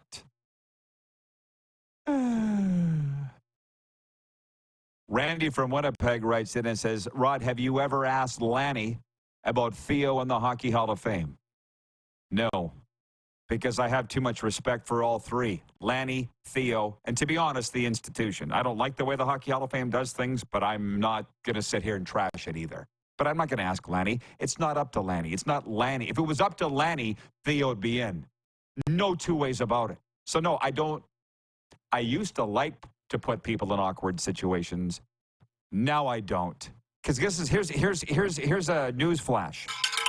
People don't like to be put in awkward situations. The Barflies has Jerry James confused with somebody else because the Barflies writes in and he says, didn't Jerry James come to Canada because they were paying more in the CFL? No, Bob. He was born in Regina, like all of us great ones. He was already in Canada. You got him confused with somebody else. He's a non-import. Okay. I've had enough of that skullduggery and hijinks. I will just tell you, 902-518-3033 is the number to text us.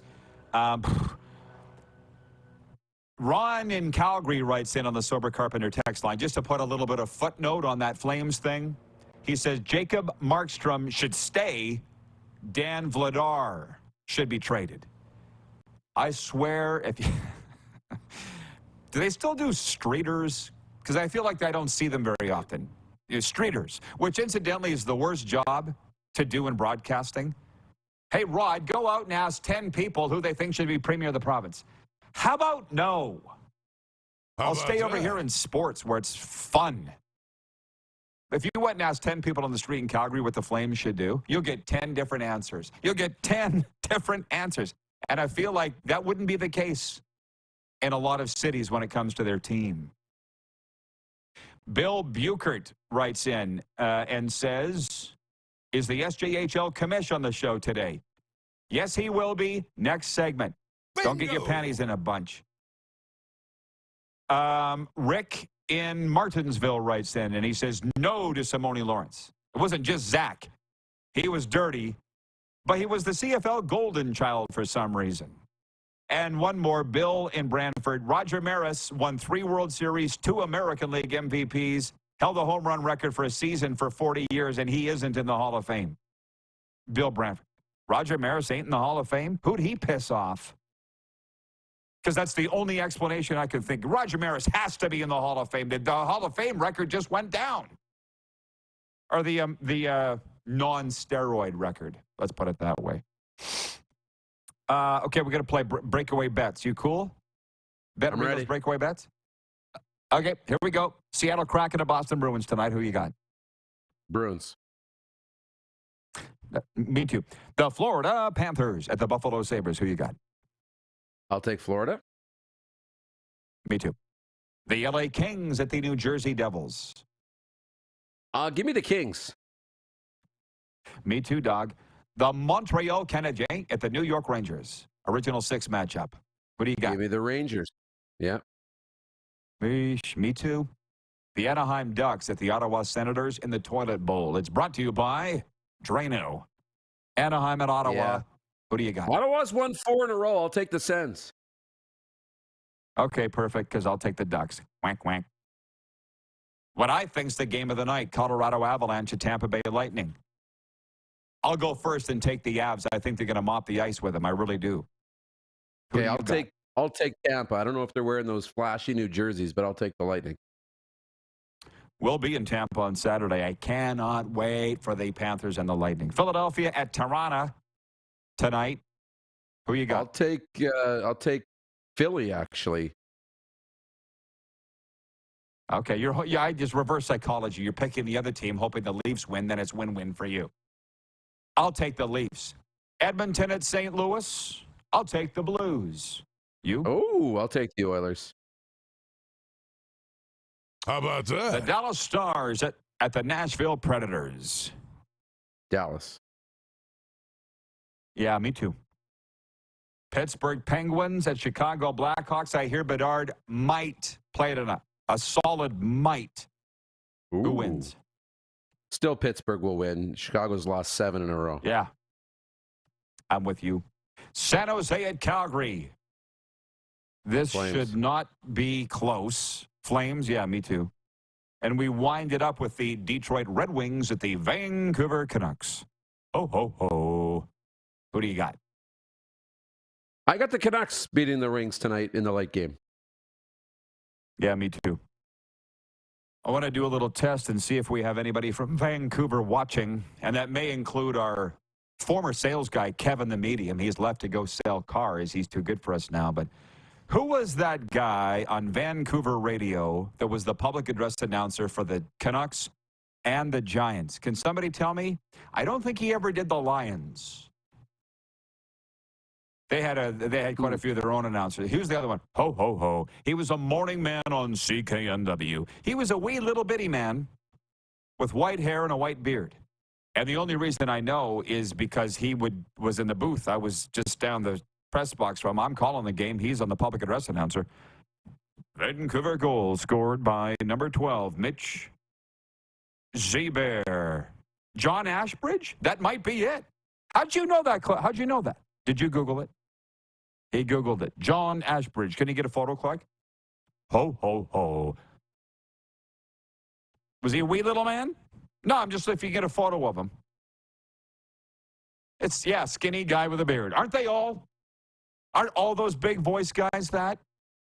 Ho, ho, ho. Vancouver goal scored by number 12, Mitch Zeber. Ho, ho, ho. Okay, Moose. Anything? Oh, yeah, we're out of time. We successfully Mickey Moused around that we're out of time. Yeah. So you go have a great day. Good. I will. You too. Thanks for all you do. And be all you can be. Kyle McIntyre joins us next from the SJ. We're live on Game Plus Television, WQEE Radio, Apple Podcasts, Spotify, and YouTube Live.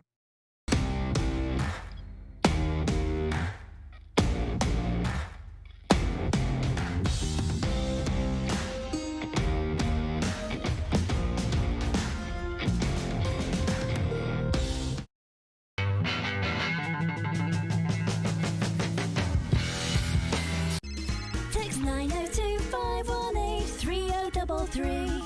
902-518-3033. Pick up your phone and text RP, that's Rod Pedersen. Text 902-518-3033. Did you know that you can help save a life? And you can start right now. Stem cells from male donors increase chances of positive outcomes for patients, yet they only make up 40% of our registry. Today, there are hundreds of people in Canada searching for their life-saving match. You can be a patient's best hope. Be a hero by registering with Canadian Blood Services Stem Cell Registry now. Does this look familiar? Your fans deserve an incredible arena experience. It's time for an upgrade. Stunning graphics. Revenue opportunities are just the beginning with our in-venue display systems and scoring technology. Let us help you find the best solution for your facility. EDG, always delivering the best fan experience.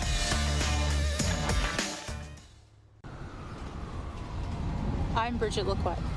I'm a First Nation Olympic silver medalist, and I'm proud to represent Indigenous hockey players across Canada. Each year, hundreds of Canadians need a stem cell transplant from an unrelated donor to save their life. Anyone can have a hard time finding a stem cell match, but for Indigenous peoples, it can be even more difficult because just over 1% of prospective donors on Canada's stem cell registry are of Indigenous backgrounds. Be a hero. Join me in Hockey Gives Blood in helping to make a life-saving difference to those in need. Register today at blood.ca/beahero.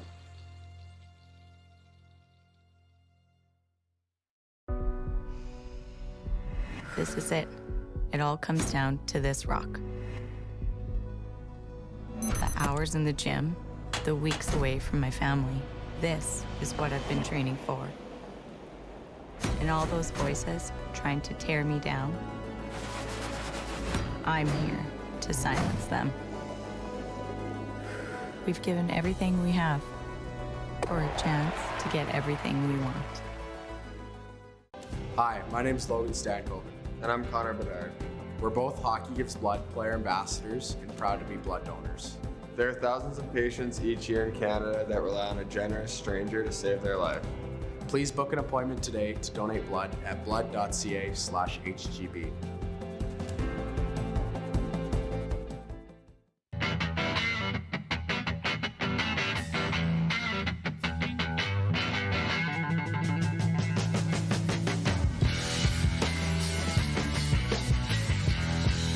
Business owners and marketers. Okay, we know you think we're pretty cool. That's why we want you to share in the coolness factor. Partner with the Rod Pedersen Show and market your business every weekday to sports lovers just like yourself. Take advantage of our many cost-effective commercial and promotional opportunities. Tell the world about your business. Yes, the world. Thanks to Game Plus TV and the Rod Pedersen Digital Network. Contact us today and find out how you can be a part of Canada's fastest-growing sports talk show, The Rod Pedersen Show. Oh, yeah, he's back. Time for more of the Rod Pedersen Show. Hey, everybody, RP Show continues on this Thursday. By the way, did you know the Telemiracle 50-50 raffle proceeds are going to stay in Saskatchewan? They'll be part of Telemiracle 48, supporting the work of the Kinsman Foundation. It's Saskatchewan's charity. You can get your tickets, if you haven't already, at telemiracle5050.com right now. They are helping people every day in the 306. That's a wonderful Saskatchewan tradition, as is the Saskatchewan Junior Hockey League. And every time we bring on the commissioner, Kyle McIntyre, I always ask him to speak for all of Canadian Junior A, which he never has any problem doing. Hey, Kyle, welcome back to the RP Show. The last time I think we started, you were just getting this race underway. So now you would I be correct in saying you're in the home stretch? We are in the home stretch. We have about 12 games left in league play, Rod, so about a month's time, and we have a real dogfight from 5 to 11. So the top 4 positions, I think, have been solidified and have been finalized, and from 5 to 11, it's going to be a dogfight right to the end. Well, I want to get into that race in a second, but, I mean, I follow the league incredibly closely. I love it, and I just look at the Flin Flon Bombers posted pretty much a wire-to-wire national ranking #1 spot. How did they do it? And what does that mean to the SJ to have the #1 team in the country in the rankings for so long? Well, of course, it's difficult for Flin Flon because now they have a big bullseye on their head, not only in the SJHL, but throughout Canada. They've probably had one of the longest tenures as the CJHL's top team. And I think really a lot of it is Cole McQuaig, the assistant coach, and Mike Reagan, the head coach. They run an incredible program in Flin Flon, and they certainly have a lot of history of moving players on to the next level. And Mike is an exceptional coach. Like I really don't know why he is still in Flin Flon and the SJHL, Rod. But when you run a quality program like that, when you get kids to the next level, when you've been around and have enough experience, Mike is clearly playing chess when a lot of us are playing checkers in our league. Well, one more on the Bombers. This is a story that whether you're a junior fan or an SJ fan or whatever, everybody's a fan of a comeback story. And Matt Egan, the kid that had a cancer battle, he just found out at Christmas. Obviously, you know the story. You're the commissioner of the league. His dad reached out to me. They're big fans of this show. They're a Manitoba family, and asked for me to send a video to Matt. He's back playing. What a story. What a story. Oh. Super inspirational. Like Matt is a heart and soul guy. Like he's the guy. He's one of the leaders in the Bombers. He wears a letter on his chest. He plays an honest game, Rod. He plays the way that a game should be played. A bit of a throwback. And when I first heard about his challenge from his father and from Mike, it was like, oh my God, that poor kid. Like how would we, Rod, at our age, deal with something like that? It was dealt to me, but Matt and his family had a super positive outlook, and everyone was pulling for him in the league. Fans, volunteers, everyone on our league staff, everyone was concerned about him.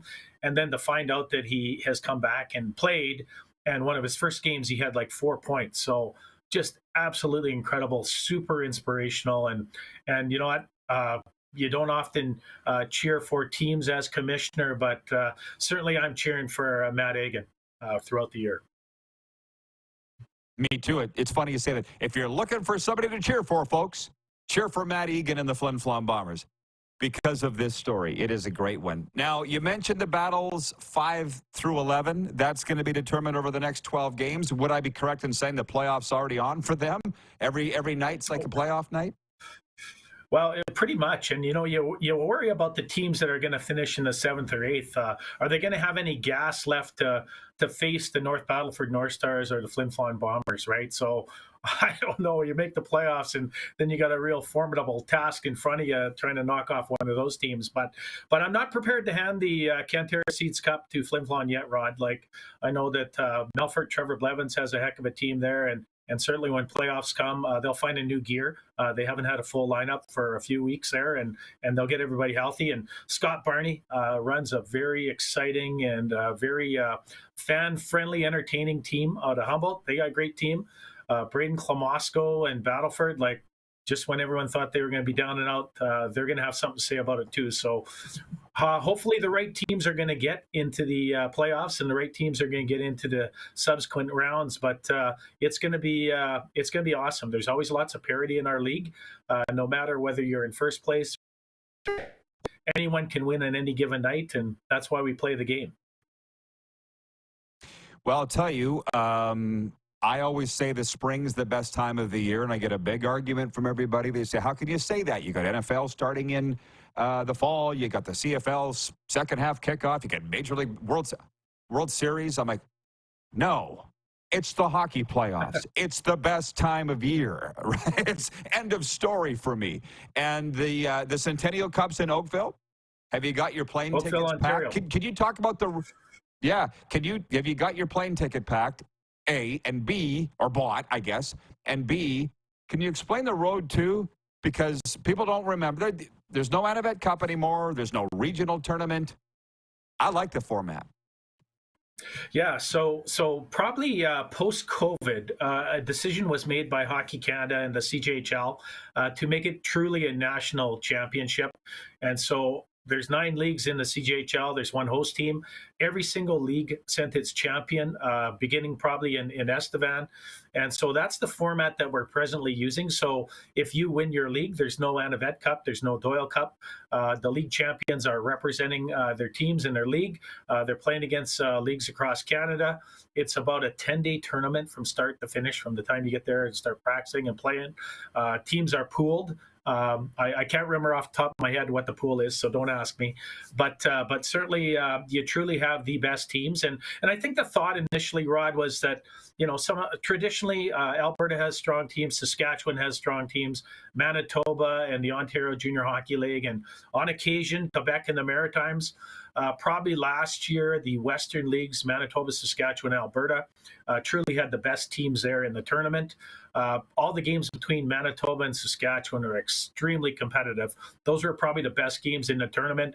And I think that Battleford, if people remember, were probably about a line short from being Brooks. And really, they competed hard. They had a bad 2-minute and 40-second stretch. And I know that this year, like Mike Reagan told me after he lost the SJHL final last year, that, Kyle, I'm not building a team to win the league. I'm building a team to beat Brooks.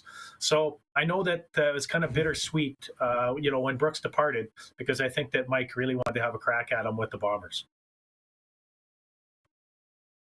You don't want to be here? Goodbye. Which I would not be doing my job if I didn't ask you about the explosion of what went off with the 5 teams leaving to the BCJ. It'll always be the BCJ to me. Have you weathered that storm? Is it behind us, or is there remnants that we don't see or know about? Well, you know what, Rod? Like these days, it's extremely hard to be the commissioner in Junior A Hockey League in Canada. And I mean, lots of things are going on in all of junior hockey, obviously, that being probably the most noteworthy. And I think a lot of people are anxious and there's some information. There's stuff happening at the political level every single day. And I would say that's moving in a super positive direction. There's stuff going on at the pragmatic level where, teams have lost some players here in the last couple of days because we have a traditional institution that doesn't recognize non-sanctioned hockey, and so some of the dates don't line up, and there is a lot of misinformation out there, Rod. And again, you and I are both huge supporters of the Saskatchewan Junior Hockey League. We know how it operates. We know about the competitive balance. We know about the army of volunteers and passionate fans that keep that rolling. And I think that is probably one of the only constants, I think, in junior A hockey right now. We don't have private ownership in Saskatchewan. We're community-based, and our teams do all kinds of multitude of activities to raise funds to offer a quality experience for kids. And so that is definitely the constant. And I've been reassuring people that, hey, you know what? Things are going well here. We got good competitive balance. Most of our franchises are fiscally solvent. We got a great thing going here, but I think teams are worried about losing their top players. And again, my message to people that are listening, whether they're parents or whether they're players, Rod, is that if you're a good player and you're doing the right things and you play hard and you're coachable and you're going to be noticed regardless of where you played, right? Like if you play in Saskatchewan or Manitoba or the AAA League or you play in Alberta, if you're a good player doing a good job on a good team and a good program and you're coachable and you work hard, keep your nose clean, you're going to get opportunities regardless of where you play. Couldn't agree more. I feel like we could say that every day for the rest of their lives. They won't get it, but we got to keep pounding it into their heads, and I'm more than happy to do that. And I just want to say I'm so happy with our relationship with the SJ. I have fans sending me photos all the time of our ads in the barns and all that. So it's good to chat with you, Kyle. I always appreciate it. Hope to see you this spring. Yeah, thanks for having me on, Rod. I appreciate your interest in the league, and those ads look great in the rinks. All right. Thank you, sir. Good luck the rest of the way. Okay. Kyle McIntyre, the commissioner of the Saskatchewan Junior Hockey League, checking in. We'll be right back with Overtime after this on Game Plus TV, WQEE Radio, Apple Podcasts, Spotify, and YouTube Live.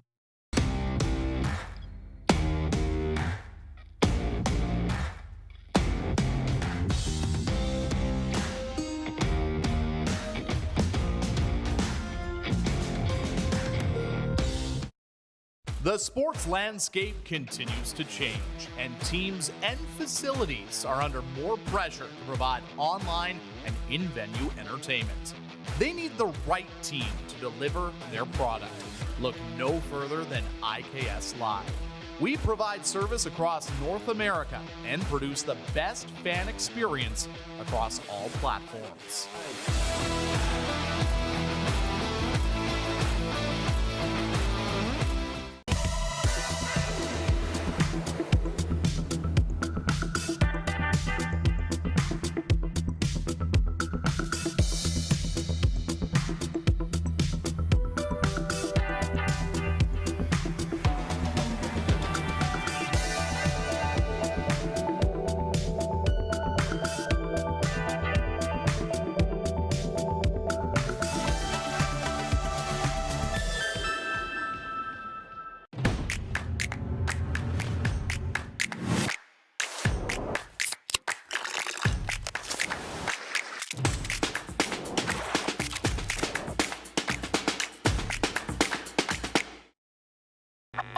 Does this look familiar?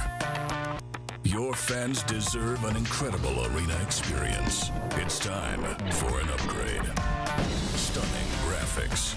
Revenue opportunities are just the beginning with our in-venue display systems and scoring technology. Let us help you find the best solution for your facility. EDG, always delivering the best fan experience. Hi, my name's Logan Stankoven. And I'm Connor Bedard. We're both Hockey Gives Blood player ambassadors and proud to be blood donors. There are thousands of patients each year in Canada that rely on a generous stranger to save their life. Please book an appointment today to donate blood at blood.ca/HGB.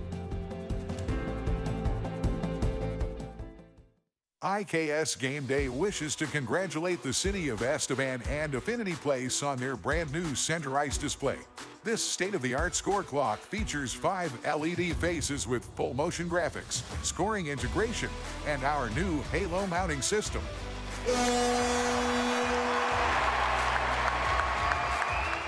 If it's time for an upgrade, let us show you how to deliver the best fan experience. You can find us at IKSGameDay.com. At the Key Auto Group Pre-Owned Division, we're bringing back that new car feeling. No matter what, it's new to you and priced just right. No hidden fees, prices you can trust, an upfront buying experience. And it's all at keyautogroup.ca.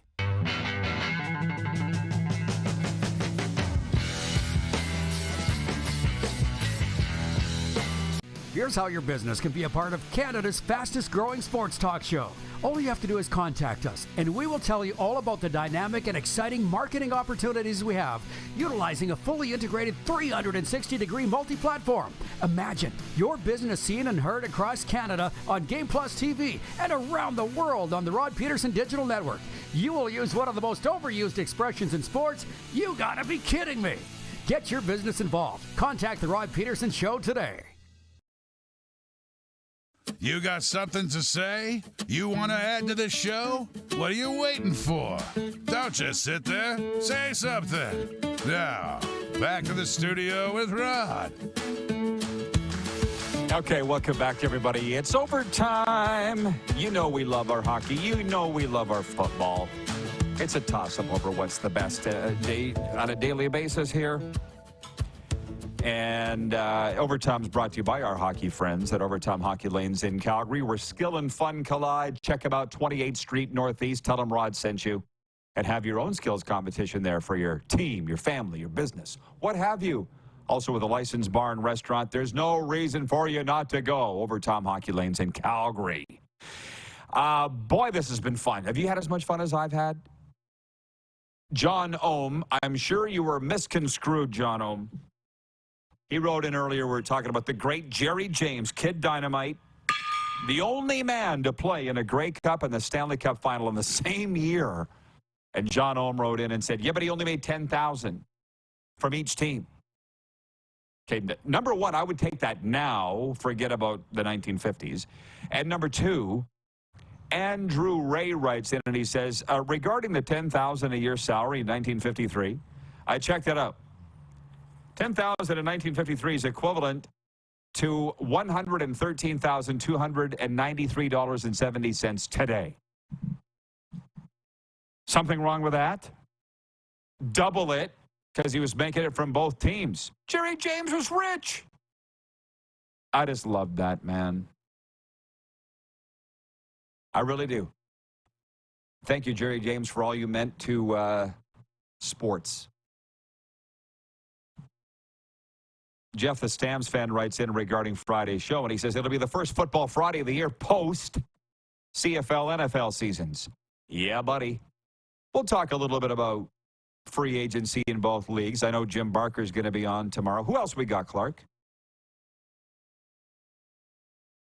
Oh, thank you. This will be good. This will be good. Eddie Steele tomorrow. He's going to bring the heat. He's always got the opinions. And Marcia McNaughton joining us from BC to promote her CFL. Well, it's not just hers, but there's a CFL Fans Fight Cancer event running all across the country Saturday night. And she's going to join us to talk about how you can help out with that. B. Henderson just drops this comment at my feed just as we're about to go off the air. Rhino Radio, are you listening down there in Atlanta? He says, hey, Rod, if Atlanta gets another NHL team, what do they call them? I feel like we can't have the Flames, I don't think. We can't have the Thrashers. What would it be?